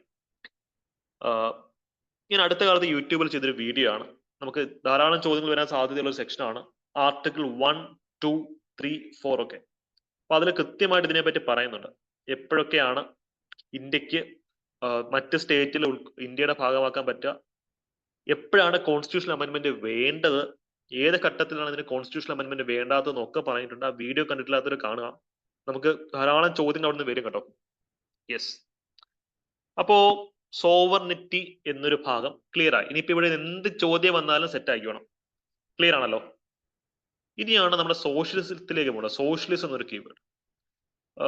ഫ്രട്ടേണിറ്റി ചോദിച്ചെങ്കിൽ സോഷ്യലിസം ചോദിക്കാം. ബിക്കോസ് ഈ വാക്ക് ഇപ്പോൾ പത്രങ്ങളിൽ കത്തി നിൽക്കുവാണ്. സോഷ്യലിസം, ഇന്ത്യ ഒരു സോഷ്യലിസ്റ്റ് രാഷ്ട്രമല്ല, അല്ലെങ്കിൽ ഇന്ത്യൻ പ്രിയാമ്പിൾ ചെയ്യുന്നത്, അതുകൊണ്ട് തന്നെ സോഷ്യലിസം എടുത്ത് കളയണം എന്നൊക്കെ പറഞ്ഞാൽ ഭയങ്കര മുറവിളി കൂട്ടിക്കൊണ്ടിരിക്കുകയാണ് ആൾക്കാർ. അതിന്റെയൊക്കെ ഒരു പൊരുൾ എന്താണ് എന്ന് നമുക്കൊന്ന് നോക്കാം. Okay, socialism. ഈ സോഷ്യലിസം എന്ന് പറയുന്ന വാക്ക് 42nd അമെന്റ്മെന്റ് ആക്ടിനുള്ള ഇന്ദിരാഗാന്ധി ഗവൺമെന്റിന്റെ സമയത്ത് ആഡ് ചെയ്തിട്ടുള്ളതാണ്. കാര്യം നമ്മുടെ കോൺസ്റ്റിറ്റ്യൂഷനകത്ത് തന്നെ ഉള്ള ഡയറക്റ്റീവ് പ്രിൻസിപ്പിൾസ് ഉണ്ടല്ലേ, മാർഗനിർദ്ദേശക തത്വങ്ങൾ, അതിനകത്ത് ഇതിനെപ്പറ്റി കാര്യങ്ങൾ പറയുന്നുണ്ട്. അതിനെപ്പറ്റി നമുക്ക് സെപ്പറേറ്റ് ഒരു ക്ലാസ്സിൽ പറയാം. ഇപ്പൊ അതിനെപ്പറ്റി പറഞ്ഞ് കുളവാക്കണ്ട. ഇന്ത്യൻ സോഷ്യലിസം അല്ലെങ്കിൽ ഇന്ത്യൻ ബ്രാൻഡ് ഓഫ് സോഷ്യലിസം എന്താണെന്ന് നമുക്ക് നോക്കാം. പൊതുവേ സോഷ്യലിസം എന്ന് പറയുമ്പോൾ അതൊരു ലെഫ്റ്റിസ്റ്റ് ഐഡിയോളജിയാണ്, ഇടതുപക്ഷ ചിന്തയാണെന്നാണ് പറയാം. പക്ഷെ ഇന്ത്യ കണ്ട ഏറ്റവും വലിയ സോഷ്യലിസ്റ്റുകളുടെ ആളാണ് ജവഹർലാൽ നെഹ്റു. അദ്ദേഹം കോൺഗ്രസ് പാർട്ടിയിലെ അംഗമാണ്. കോൺഗ്രസ് വലതുപക്ഷ പാർട്ടിയാണ്. അതാണ് ഞാൻ പറഞ്ഞത്, ഇതൊരു ഫിലോസഫിക്കൽ ഒരു ഡിബേറ്റ് ആണ് എന്താണ് സോഷ്യലിസം എന്നൊക്കെ പറയുന്ന concept.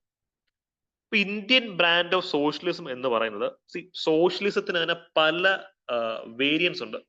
Extreme socialism, democratic socialism, liberal socialism, state socialism, പല പല വേരിയന്റുകളുണ്ട്.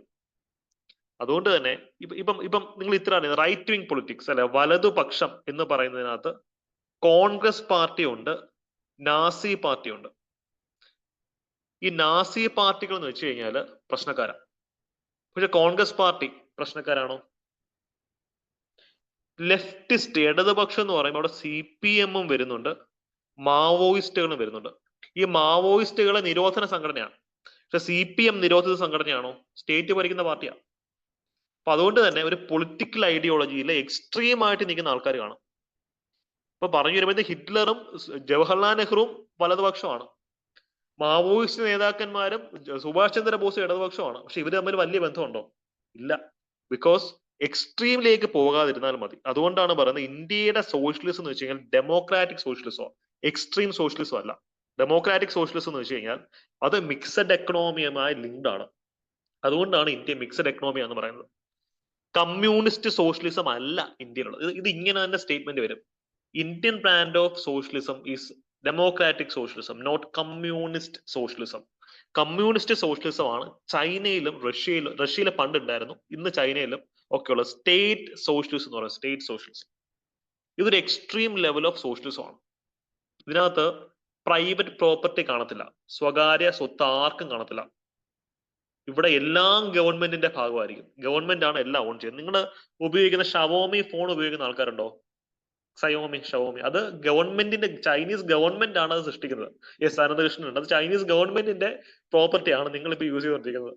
ബിക്കോസ് അവിടെ എല്ലാത്തിലും ഗവൺമെന്റിന് സ്റ്റേക്ക് ഉണ്ട്. അതാണ് സ്റ്റേറ്റ് സോഷ്യലിസം. ഇതിനകത്ത് ഫാക്ടേഴ്സ് ഓഫ് പ്രൊഡക്ഷൻ എല്ലാം ഗവൺമെന്റ് അല്ലെങ്കിൽ സ്വകാര്യ പ്രോപ്പർട്ടി കാണത്തില്ല. ഇതും അടുത്ത കാലത്ത് PSCയിൽ വന്ന ചോദ്യം നിങ്ങൾ കണ്ടിരുന്നോ? ഇന്ത്യയിൽ സോഷ്യലിസം എന്നുകൊണ്ട് ഉദ്ദേശിക്കുന്നത് എന്ത്? ഈ ചോദ്യം കണ്ടിരുന്നോ? അവിടെ ഒരു സ്റ്റേറ്റ്മെന്റ് ഇതാ, അബോളിഷൻ ഓഫ് പ്രൈവറ്റ് പ്രോപ്പർട്ടി. അത് തെറ്റായിട്ടുള്ള സ്റ്റേറ്റ്മെന്റ്. എന്തുകൊണ്ടാ? ലക്ഷ്മി അതിൽ കൃത്യമായി പറയുന്നുണ്ട് ഇന്ത്യൻ സോഷ്യലിസം എന്ന് വെച്ച് കഴിഞ്ഞാൽ ഡെമോക്രാറ്റിക് സോഷ്യലിസം ആണ്. അവിടെ പ്രൈവറ്റ് പ്രോപ്പർട്ടി ഉണ്ടാവും. എക്സ്ട്രീം ലെവൽ ഓഫ് സോഷ്യലിസം അല്ല. ഇപ്പൊ നമുക്ക് PSC ചോദ്യങ്ങൾ ചെറുപറാന്ന് ഈ ഒരു സെക്ഷനിൽ വരുന്നുണ്ട്. അത് പ്രിയാമ്പിളിലെ കീവേഡ്സ് വെച്ചിട്ടാണ്. ഓക്കെ, അപ്പൊ സോഷ്യലിസത്തിന്റെ കോണ്ടെക്സ്റ്റ് ക്ലിയർ ആയി. മിക്സഡ് എക്കണോമി തമ്മിലുള്ള ബന്ധവും നിങ്ങൾക്ക് എസ്റ്റാബ്ലിഷ് ചെയ്ത് കിട്ടിയെന്ന് വിശ്വസിക്കുന്നു. കറണ്ട് അഫയേഴ്സിന്റെ റിലവൻസ് ഞാൻ ഓൾറെഡി പറഞ്ഞു. സോഷ്യലിസത്തിന്റെ വാക്ക് അമെൻഡ് ചെയ്യണം എന്നൊരു റിക്വസ്റ്റ് പോയിരുന്നു, അത് സുപ്രീം കോടതി ഡിക്ലൈൻ ചെയ്തു. ഡെമോക്രാറ്റിക് സോഷ്യലിസം എന്ന് പറയുന്നത് മിക്സഡ് എക്കണോമി ആണെന്ന് നമ്മൾ ഓൾറെഡി പറഞ്ഞു. ഇവിടെ പ്രൈവറ്റ് സെക്ടറും പബ്ലിക് സെക്ടറും കോ എക്സിസ്റ്റ് ചെയ്യും. സുപ്രീം കോടതിയുടെ നിരീക്ഷണം ശ്രദ്ധിക്കുക. Democratic socialism aims to end poverty, ignorance, disease and inequality of opportunity. ഇപ്പൊ ഇന്ത്യൻ സോഷ്യലിസം എന്ന് പറയുന്നത് കാറൽ മാർക്സിന്റെ സോഷ്യലിസത്തിന്റെയും ഗാന്ധിയൻ സോഷ്യലിസത്തിന്റെയും ഒരു മിക്സ് ആണ്, ഒരു ഹൈബ്രിഡ് ഫോം ആണെന്ന് പറയാം. കാറൽ മാർക്സ് പറഞ്ഞത് എന്താ? ബൂർഷ്വാസിയെ കൊല്ലണം, എക്സ്റ്റർമിനേറ്റ് ചെയ്യണം, and we should establish the dictatorship of the proletariat. കഴിഞ്ഞ KASന്റെ പ്രിലിംസിന് ചോദിച്ചതാണ്, കേരള അഡ്മിനിസ്ട്രേറ്റീവ് സർവീസിന്റെ. അടിസ്ഥാന വർഗത്തിന് ഏകാധിപത്യമാണ് കാറൽ മാർക്സ് വിഭാവനം ചെയ്തത്. അതിനോടൊപ്പം സൊസൈറ്റിയിൽ ഇക്വാളിറ്റി കൊണ്ടുവരണമെന്ന് പറഞ്ഞിട്ടുണ്ട്. അപ്പൊ നമുക്ക് ചില എലിമെന്റ്സ്, കാറൽ മാർക്സിന്റെ ചില എലിമെന്റ്സ് നമ്മുടെ കോൺസ്റ്റിറ്റ്യൂഷനിലേക്ക് അഡോപ്റ്റ് ചെയ്തിട്ടുണ്ട്. അതുപോലെ തന്നെ ഗാന്ധിയൻ സോഷ്യലിസം, ഇക്വാളിറ്റി അല്ലെങ്കിൽ ലിബറലിസം, സാഹോദര്യം, ഗാന്ധിയൻ സോഷ്യലിസവും നമ്മൾ ഇതിനകത്ത് ഇൻക്ലൂഡ് ചെയ്തു. രണ്ട് മിക്സ് ആണ്. അപ്പോ സ്റ്റേറ്റ്മെന്റ് 1 എന്താ? India doesn't have communist socialism but we have democratic socialism. Second statement എന്താ? Indian socialism is a mix of Marxism and Gandhianism. രണ്ടും പരസ്പരം കാണുമ്പോൾ ചിലപ്പം വിരുദ്ധമല്ലേ എന്ന് തോന്നുന്നു. ഫസ്റ്റ് സ്റ്റേറ്റ്മെന്റ് പറയുന്നത് കമ്മ്യൂണിസം ഇല്ലെന്ന്, സെക്കൻഡ് സ്റ്റേറ്റ്മെന്റ് കമ്മ്യൂണിസ്റ്റുകാരുടെ പേര് പറയുന്നു. രണ്ട് സ്റ്റേറ്റ്മെന്റ്സും കറക്റ്റ് തന്നെയാണ്. അപ്പൊ ഈ രീതിയിൽ ക്ലിയർ കട്ടായിട്ട് മുന്നോട്ട് പോകാം. ഇതിന്റെ റിഫ്ലക്ഷൻ ആണ് നമ്മുടെ ന്യൂ എക്കണോമിക് പോളിസി 1991 കാണുന്നത്. എന്താണ് ന്യൂ എക്കണോമിക് പോളിസി? NEP സ്ഥിരം ചോദ്യമാണ്. ന്യൂ എക്കണോമിക് പോളിസിയും ഗ്രീൻ റെവല്യൂഷനും ഒക്കെ PSCയുടെ സ്ഥിരം എക്കണോമിക്സ് ക്വസ്റ്റ്യൻസ് ആണ്. ന്യൂ എക്കണോമിക് പോളിസിയിൽ എന്താ പറയുന്നത്? എന്താ നമ്മളടുത്ത് കൊണ്ടുവന്നത്? LPG റിഫോംസ് കൊണ്ടുവന്നു. Liberalisation, privatisation, globalisation. ഇത് കൊണ്ടുവന്നപ്പോ ഇന്ത്യയുടെ സോഷ്യലിസ്റ്റിക് ക്രെഡൻഷ്യൽസ് ഇറോഡഡ് ആയി പോയി എന്ന് പറയുന്നുണ്ട്. വിച്ച് മീൻസ് നമ്മളൊരു സോഷ്യലിസ്റ്റ് രാഷ്ട്രമാണ്, പക്ഷെ നമ്മുടെ ആ ഒരു സോഷ്യലിസ്റ്റിക് സ്പിരിറ്റ് ഈ ഒരു നിയമം വന്നതിന് ശേഷം കുറച്ച് കുറഞ്ഞിട്ടുണ്ടെന്നുള്ളത് ഒരു വസ്തുത തന്നെയാണ്. ബിക്കോസ് ഇവിടെ ക്യാപിറ്റലിസത്തിന്റെ എലമെന്റ്സ് ആണ് കൂടുതലും വന്നത്. പക്ഷേ ഈ ഒരു സംഭവം കൊണ്ടുവന്നില്ലായിരുന്നെങ്കിൽ ഇന്ത്യൻ എക്കണോമി തകർന്നടിഞ്ഞേനെ. അത്ര ഒരു ക്രൂഷ്യൽ സിറ്റുവേഷനിൽ ഇന്ത്യൻ എക്കണോമിയെ ഉത്തേജിപ്പിച്ചത് LPG റിഫോംസ് ആണ്. ഇതിനകത്ത് ലിബറലൈസേഷനും പ്രൈവറ്റൈസേഷനും ഗ്ലോബലൈസേഷനും കൊണ്ടുവന്നുകൊണ്ടാണ് ഇത്ര ഒരു എക്കണോമിക് ഗ്രോത്ത് ഇന്ത്യക്ക് സാധ്യമായത്. അത് മൻമോഹൻ സിംഗിന്റെ ഒരു വലിയൊരു പ്രോജക്റ്റ് തന്നെയായിരുന്നു എന്ന് പറയാം. ഓക്കെ, അപ്പൊ ഇത് തന്നെയാണ് എക്കണോമിക്കൽ ഡയമെൻഷൻ. ഇത്രയും പറഞ്ഞ പോർഷൻസ് ക്ലിയർ ആണോ? എനി ഡൗട്ട്സ്, എന്തെങ്കിലും സംശയമോ കാര്യങ്ങളോ ഉണ്ടോ? ഇത്രയും പറഞ്ഞ ഒരു കോണ്ടെക്സ്റ്റുകൾ ക്ലിയർ ആണോ? നമ്മൾ ഇനി പോകുന്നത് സെക്യുലാരിസത്തിലേക്കാണ്, പിന്നെ ഡെമോക്രസി, പിന്നെ ഫ്രട്ടേണിറ്റി, ലിബർട്ടി, ഓരോ വാക്ക് നോക്കുകയാണ്. നിങ്ങൾക്ക് ബോർ അടിച്ച് തുടങ്ങുമ്പോൾ പറയാം, നമ്മൾ ക്ലാസ് നിർത്തിയിട്ട് ഇതിന്റെ സെക്കൻഡ് പാർട്ട് വേണമെങ്കിൽ മറ്റൊരു ദിവസം ചെയ്യാം. കാര്യം ഇന്നിപ്പോ രാത്രിയിലാണ് നമ്മളിപ്പോൾ ലൈവ് ക്ലാസ് എടുക്കുന്നത്. നിങ്ങൾ സിറ്റുവേഷൻ എനിക്കറിയാം. ഓക്കെ, എപ്പോഴെങ്കിലും ബ്രേക്ക് വേണമെങ്കിൽ ബ്രേക്കും ചോദിക്കാവുന്നതാണ്. ഓക്കെ, അപ്പൊ നമുക്ക് മറ്റൊരു ഏരിയയിലേക്ക് പോവാം. സെക്യുലാരിസം. സെക്യുലാരിസം എന്ന് പറയുന്ന വാക്കും ഒരു കോഡ് ഞാൻ പഠിപ്പിക്കും. ആ കോഡ് കൊടുത്തത് 42nd അമെന്റ്മെന്റ് ആക്ട് വഴി നമ്മുടെ പ്രിയാമ്പിൾ ആഡ് ചെയ്യപ്പെട്ടുള്ള വാക്കുകൾ ഏതൊക്കെയാ? ISS എന്ന് ഓർത്താൽ മതി, ഇന്റർനാഷണൽ സ്പേസ് സ്റ്റേഷൻ. എന്റെ കോഡ് ഇതാ, international space station. Integrity, socialist, secular, ഈ 3 വാക്കുകളാണ് 42nd അമെന്റ്മെന്റ് ആക്ട് വഴി ആഡ് ചെയ്തിട്ടുള്ളത്. അതുകൊണ്ട് തന്നെ സെക്യുലാരിസം എന്ന് പറയുന്ന വാക്ക് അങ്ങനെയാണ് വന്നത്. പക്ഷെ ഇതിന് മുമ്പ് തന്നെ ആർട്ടിക്കിൾ 25 മുതൽ 28 നമ്മുടെ ഫണ്ടമെന്റൽ റൈറ്റ്സിൽ മത സ്വാതന്ത്ര്യത്തിനെ പറ്റി പറയുന്നുണ്ട്. അതുകൊണ്ട് പണ്ട് തൊട്ടേ സെക്യുലാരിസം കോൺസ്റ്റിറ്റ്യൂഷനകത്ത് ഉണ്ട്.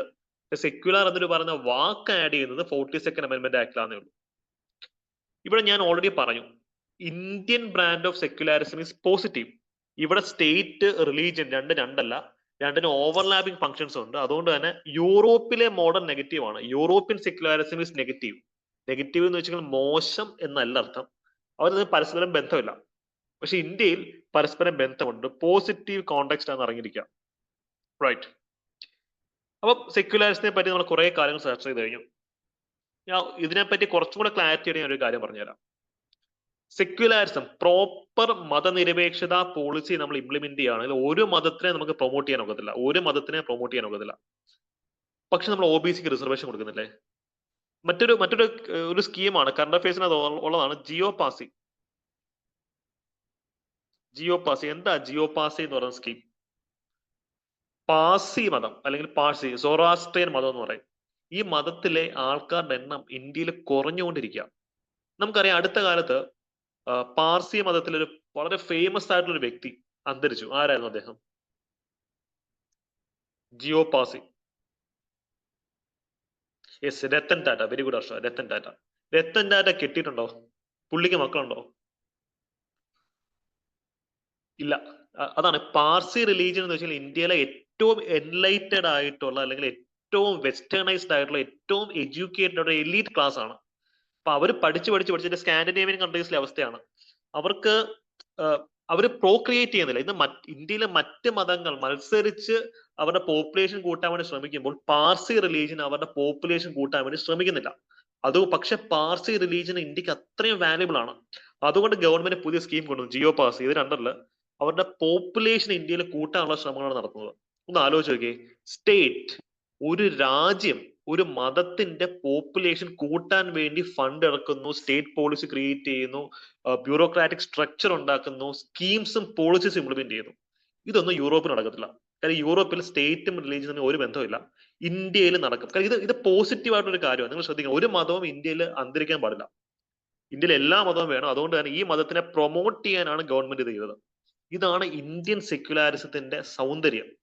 ഇവിടെ പോസിറ്റീവ് ആയിട്ടുള്ള രീതിയിൽ അല്ലെങ്കിൽ പ്രോ ആക്റ്റീവ് ആയിട്ടുള്ള രീതിയിൽ മതങ്ങളെ പ്രൊമോട്ട് ചെയ്യും. ഗവൺമെന്റ് പ്രൊമോട്ട് ചെയ്യണ പ്രൊമോട്ട് ചെയ്യും. നമ്മൾ ഹജ്ജിന് സബ്സിഡി കൊടുക്കുമായിരുന്നു എയർഫെയറിനകത്ത്. അപ്പൊ അതൊക്കെ പോസിറ്റീവ് ഡയമെൻഷൻ ഓഫ് സെക്യുലാരിസം എന്നുള്ളത് അറിഞ്ഞിരിക്കാം. ഓക്കെ, അപ്പൊ സെക്യുലാരിസത്തിനെ പറ്റി നിങ്ങൾക്ക് വളരെ ഡീപ്പായിട്ടുള്ള ഒരു അണ്ടർസ്റ്റാൻഡിങ് കിട്ടിയിട്ടുണ്ട്. നമുക്കിനി ഡെമോക്രസിയെ പറ്റി ഒന്ന് പഠിക്കാം. ഡെമോക്രസി, ഈ സിനിമ കണ്ടായിരുന്നു, മമ്മൂട്ടിയുടെ ഞാൻ കുറെ കാലം കൂടിയിട്ട് തിയേറ്ററിൽ പോയി കണ്ട ഒരു മമ്മൂട്ടി ഫിലിം എന്തായിരുന്നു? കടക്കൽ ചന്ദ്രൻ. യെസ്, കടക്കൽ ചന്ദ്രൻ. കടക്കൽക്കാരുണ്ടോ? കടക്കൽക്കാരെ ക്ലാസ്സിലുണ്ടെങ്കിൽ ഹാൻഡ് റൈസ് ചെയ്യുക. Yes, okay, good. അപ്പൊ കടക്കൽ ചന്ദ്രന്റെ ആ സിനിമയിലെ കാണിക്കുന്ന പ്രധാനപ്പെട്ട തീം എന്താ? എക്സാക്ട്ലി അന്തരീക്ഷം. ആ സിനിമയുടെ തീം എന്താണ്? നമ്മൾ ഒരാളെ എലക്ട് ചെയ്ത് അയക്കുന്നു, അയാളെ ഇഷ്ടപ്പെട്ടില്ലെങ്കിൽ നമുക്ക് അയാളെ തിരിച്ചു വിളിക്കാം. റീകോൾ എന്ന് പറയുന്നത്. റീകോൾ സിനിമ കണ്ടിട്ടില്ലാത്ത ആൾക്കാർ കാണും, അതുകൊണ്ട് തന്നെ ഞാൻ ഇതിന്റെ സസ്പെൻസ് വിളിക്കുന്നില്ല. ഇത് വെച്ചിട്ടാണ് നമുക്ക് ഡെമോക്രസി എന്ന് പഠിക്കേണ്ടത്. അതായത് ഡെമോക്രസി, ജനാധിപത്യം എന്ന് പറയുന്നത് it is based on the doctrine of popular sovereignty. എന്താ പോപ്പുലർ സോവറിനിറ്റി ഡോക്ട്രൈൻ അല്ലെങ്കിൽ പോപ്പുലർ സോവറിനിറ്റി തിയറി എന്ന് പറയുന്നത്? നമ്മൾ കണ്ടു, the authority of Indian constitution is derived from the people, from the populous of the country. ജനങ്ങളിൽ നിന്നാണ് ഇന്ത്യയുടെ പരമാധികാരം നമ്മൾ ഡിറൈവ് ചെയ്യുന്നത്. ഇതാണ് പോപ്പുലർ സോവറിനിറ്റി തിയറി. ഒരു രാഷ്ട്രം എന്ന് പറയുന്നത് ആ രാഷ്ട്രത്തെ ഭരിക്കുന്നവരാണെങ്കിലും ആരാണെങ്കിലും അവർ അവരുടെ അധികാരം സ്വീകരിക്കുന്നത് ജനങ്ങളുടെ കയ്യിൽ നിന്നാണ്. ജനങ്ങളുടെ വേണ്ടെന്ന് പറഞ്ഞാൽ അവർ ഇറങ്ങിക്കോണം. ജനങ്ങൾ എലക്ട് ചെയ്യുന്നു, ഇലക്ഷൻസ് അത് ജനങ്ങൾ ഭരണാധികാരികളെ സെലക്ട് ചെയ്യുന്നു. ജനങ്ങൾക്ക് ഇഷ്ടമല്ലെങ്കിൽ അവർ സ്ഥാനം ഒഴിഞ്ഞോണം. ഇതാണ് പോപ്പുലർ സോവറിനിറ്റി തിയറിയുടെ കോണ്ടെക്സ്റ്റ്. നമുക്ക് സ്ഥിരം വേൾഡ് ഹിസ്റ്ററി ചോദ്യമാണ്, ആരാണ് പോപ്പുലർ സോവറിനിറ്റി തിയറി അല്ലെങ്കിൽ പോപ്പുലർ സോവറിനിറ്റി ഡോക്ട്രൈൻ ഇൻട്രൊഡ്യൂസ് ചെയ്തത്? Who introduced the doctrine of popular sovereignty? ആരാ? ഒരു ക്ലൂ തരാം. മനുഷ്യൻ സ്വതന്ത്രനായി ജനിക്കുന്നു, പക്ഷെ എല്ലായിടത്തും അവൻ ചങ്ങലകളിലാണെന്ന് പ്രഖ്യാപിച്ചതും ഇതേ മനുഷ്യനാണ്. Yes, Rousseau. അദ്ദേഹത്തിന്റെ ഇത് സോഷ്യൽ കോൺട്രാക്ട്, ആ പുസ്തകത്തിന്റെ ഇൻട്രൊഡക്ടറി ലൈനാണ് ഞാൻ ഈ പറഞ്ഞത്. ആദ്യത്തെ വരികൾ ഇതാ. ആ പുസ്തകത്തിനകത്താണ് പോപ്പുലർ സോവറിനിറ്റിയെ പറ്റി പറഞ്ഞത്. ജനങ്ങൾ വേണം അധികാരികളെ തിരഞ്ഞെടുക്കാൻ, ജനങ്ങൾക്ക് ഇഷ്ടമല്ലെങ്കിൽ അധികാരികളുടെ സ്ഥാനം ഒഴിയണം. ഇതാണ് പോപ്പുലർ സോവറിനിറ്റി. ഇന്ത്യ അടക്കമുള്ള ലോകരാഷ്ട്രങ്ങൾ ഫോളോ ചെയ്യുന്ന ഒരു സിസ്റ്റം ഇതാണ്. റൂസോ വേൾഡ് ഹിസ്റ്ററിയിൽ നമുക്ക് വളരെ ഇമ്പോർട്ടന്റ് ആയിട്ട് വരുന്ന വ്യക്തിയാണ്. ഇവിടെ ഡെമോക്രസിയെ പറ്റിയാണ് നമ്മൾ ചർച്ച ചെയ്യുന്നത്. ഈ പോപ്പുലർ സോവറിനിറ്റി രണ്ട് രീതിയിൽ നമുക്ക് എന്ത് ചെയ്യാം, ഇംപ്ലിമെന്റ് ചെയ്യാം. Direct and indirect. Direct democracy എന്ന് വെച്ചാൽ നമുക്ക് സ്വിറ്റ്സർലാൻഡിലൊക്കെ ഉണ്ടല്ലേ. ഇവിടെ നമുക്ക് ആദ്യം ഇന്ത്യയിലെ കോണ്ടെക്സ്റ്റ് നോക്കിയിട്ട് അങ്ങോട്ട് പോവാം, ഇവിടുത്തെ കാര്യം നോക്കിയിട്ട് പുറത്തോട്ട് പോവാം അല്ലെ. ഇന്ത്യയിൽ നമ്മൾ എങ്ങനെയാണ് ഡെമോക്രസി എക്സസൈസ് ചെയ്യുന്നത്? ഇൻഡയറക്റ്റ് ആയിട്ടാണ്. ജനങ്ങളെ നേരിട്ട് പോയി ഭരിക്കാനോ ജനങ്ങൾ നേരിട്ട് നിയമനിർമ്മാണം നടത്താനോ പോകത്തില്ല. നമ്മൾ ജനപ്രതിനിധികൾ, റെപ്രസെന്റേറ്റീവ്സിനെ എലക്ട് ചെയ്യും. എം പിമാരാവാം, MLA മാരാവാം. ഇവരാണ് പോയി ഭരിക്കുന്നത്, ജനങ്ങളെ നേരിട്ടല്ല ഭരിക്കുന്നത്. So in India we exercise the theory of indirect democracy. ഇന്ത്യയിൽ ഇൻഡയറക്റ്റ് ആണ്, പക്ഷേ സ്വിറ്റ്സർലാൻഡിൽ ഡയറക്റ്റ് ആണ്. അവിടെ ജനങ്ങളാണ് നിയമം നിർമ്മിക്കുന്നത്. നാളെ എനിക്ക് പാർലമെന്റിൽ പോയി ഒരു നിയമം ഉണ്ടാക്കാൻ പറ്റും? നിങ്ങൾക്ക് നാളെ നിയമസഭയിൽ പോയി ഒരു നിയമം കൊണ്ടുവരാൻ പറ്റും? ഇല്ല. നിങ്ങൾ നിങ്ങളുടെ MLA പോയി കാണണം, അവര് ഒരു പ്ലാൻ ഇടണം, പോളിസി ഫോർമുലേറ്റ് ചെയ്യണം, ഇംപ്ലിമെന്റ് ചെയ്യണം. സ്വിറ്റ്സർലാൻഡിൽ അങ്ങനല്ല, അവിടെ ഇതെല്ലാം ജനങ്ങൾക്ക് നേരിട്ട് ചെയ്യാൻ പറ്റും. അതുകൊണ്ട് തന്നെ 4 പ്രധാനപ്പെട്ട രീതികളാണ് ഇതിനുള്ളത്. ഡയറക്റ്റ് ഡെമോക്രസിക്ക് 4 പ്രധാനപ്പെട്ട ടൂൾസ് ആണുള്ളത്. ഒന്നെന്ന് വെച്ച് കഴിഞ്ഞാൽ നമ്മൾ നേരത്തെ കണ്ടു, മമ്മൂട്ടി 1 സിനിമയിൽ കൊണ്ടുവരാൻ ശ്രമിച്ചു. എക്സാക്ട്ലി വർഷ, എക്സാക്ട്ലി. റീകോൾ. നമ്മളാണ് ആൾക്കാരെ എലക്ട് ചെയ്യുന്നത്. ഒരു MP MLA എലക്ട് ചെയ്യുന്നത് നമ്മളാ. പക്ഷെ അവരെ പുറത്താക്കണമെങ്കിൽ പ്രസിഡന്റോ ഗവർണറോ വിചാരിക്കണം, അല്ലെങ്കിൽ പ്രൈം മിനിസ്റ്റർ, അല്ലെങ്കിൽ മന്ത്രിസഭ, സെൻട്രൽ മോഷൻ, അങ്ങനെ പല കോണ്ടെക്സ്റ്റ് ഉണ്ട്. നമുക്ക് നേരിട്ട് അവരെ ഇറക്കിടോ ആകത്തില്ല. പക്ഷേ സ്വിറ്റ്സർലാൻഡിൽ പറ്റും. ആ 1 സിനിമയിൽ മമ്മൂട്ടി കൊണ്ടുവരാൻ ശ്രമിക്കുന്നത് അത് തന്നെയാണ്.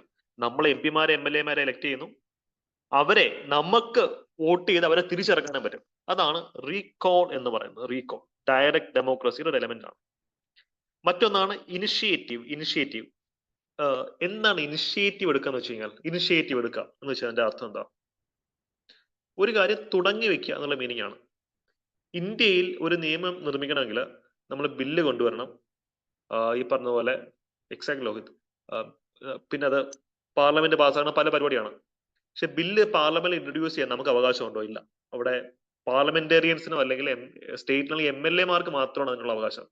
പക്ഷെ സ്വിറ്റ്സർലാൻഡിൽ എന്ത് ചെയ്യാം? ഒരു സാധാരണ സിറ്റിസണ് നേരിട്ട് അവിടെ പാർലമെന്റിൽ പോയി നിയമം ഇൻട്രൊഡ്യൂസ് ചെയ്യാനുള്ള അവകാശമുണ്ട്, അല്ലെങ്കിൽ ബിൽ ഇൻട്രൊഡ്യൂസ് ചെയ്യാനുള്ള അവകാശമുണ്ട്. അതാണ് ഇനിഷ്യേറ്റീവ്.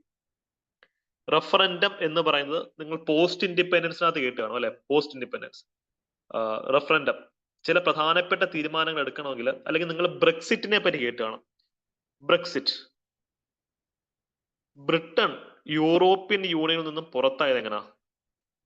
അവിടുത്തെ പാർലമെന്റ് ഡിസിഷൻ ആയിരുന്നു, പക്ഷെ അതിനു മുമ്പ് അവർ റഫറൻഡം നടത്തി. അതായത് ജനങ്ങൾ വോട്ടിട്ടു, ബ്രിട്ടൻ യൂറോപ്യൻ യൂണിയൻ നിൽക്കണോ പുറത്തു പോകണം എന്നുള്ളത് ജനങ്ങൾ വോട്ടിട്ടിട്ടാണ് തീരുമാനം എടുത്തത്. അതാണ് റെഫറൻഡം എന്ന് ഉദ്ദേശിക്കുന്നത്. റെഫറൻഡം ഒരു പ്രധാനപ്പെട്ട പബ്ലിക് പോളിസി ഡിസിഷൻ ജനങ്ങളുടെ അടുത്ത് ചോദിച്ചാൽ അവരുടെ വോട്ടിന്റെ ബേസിസ് ഡിസൈഡ് ചെയ്യും. That is referendum, referring to the people. അപ്പൊ പ്ലെബിസൈറ്റോ റെഫറൻഡം തന്നെയാണ്, except this is related to place. Plebiscite place എന്ന് പറഞ്ഞ സ്ഥലം, ഒരു പർട്ടിക്കുലർ സ്ഥലം, ഒരു ഏരിയ. ഇവിടെ ഒരു ഏരിയയിലെ ജനങ്ങൾക്ക് തീരുമാനിക്കാം ആ സ്ഥലം എന്ത് ചെയ്യണം എന്നുള്ളത്. പോസ്റ്റ് ജുനഗഡിന്റെ കേസ് നമ്മൾ കണ്ടിരുന്നു. എക്സാക്ട്ലി ജുനഗഡിന് ജനങ്ങൾ വോട്ടിട്ടു ഇന്ത്യയിലൂടെ നിൽക്കണോ പാകിസ്ഥാനോടെ നിൽക്കണോ. നമ്മൾ പോസ്റ്റ് ഇൻഡിപെൻഡൻസ് പഠിക്കുന്നതാണ്. അപ്പൊ ജനങ്ങൾ വോട്ടിട്ട് അവർ പറഞ്ഞു എനിക്ക് ഇന്ത്യയുടെ നിന്നാൽ മതി. അങ്ങനെയാണ് ജുനഗഡ് ഇന്ത്യയുടെ ഭാഗമായി മാറുന്നത്. അപ്പൊ അതാണ് പ്ലെബിസൈറ്റ്. ഒരു സ്ഥലം, ഒരു പ്ലേസ്, അതിനെ സംബന്ധിച്ച് ഡിസിഷൻ എടുക്കുന്നതാണ് പ്ലെബിസൈറ്റ് എന്നുകൊണ്ട് നമ്മൾ ഉദ്ദേശിക്കുന്നത്. ക്ലിയർ ആയോ? അപ്പം ഈ 4 സംഭവങ്ങളും തിരിച്ചും മറിച്ച് നമുക്ക് ചോദ്യങ്ങൾ വരാൻ സാധ്യതയുണ്ട്. 4 മാച്ച് ദ ഫോളോയിങ് ആയിട്ട് വരാനാണ് ഏറ്റവും അധികം സാധ്യത. ക്ലിയർ ആയിട്ട് പഠിച്ചോണം. ഓക്കെ, ആ 4 കോണ്ടെക്സ്റ്റും ക്ലിയർ ആയോ? 4 കോണ്ടെക്സ്റ്റും ക്ലിയർ ആയോ? ഡൗട്ട് ഉണ്ടെങ്കിൽ നമ്മൾ യൂട്യൂബിൽ വീഡിയോ അപ്ലോഡ് ചെയ്യും. ജസ്റ്റ് ഒന്നും കൊടുത്ത് കേട്ട് നോക്കാം. ഇന്ത്യയിലെ കേസ് നമുക്കറിയാം. ഇന്ത്യയിൽ we follow the system of indirect democracy. ഇവിടെ റെപ്രസെന്റേറ്റീവ് ഡെമോക്രസി എന്ന് വിളിക്കും. ബിക്കോസ് ഇവിടെ ഭരിക്കുന്ന മൊത്തം ആരാ? റെപ്രസെന്റേറ്റീവ്സാ. ഇന്ത്യയെ ഭരിക്കുന്ന മൊത്തം ഇതിന്റെ റെപ്രസെന്റേറ്റീവ്സാ.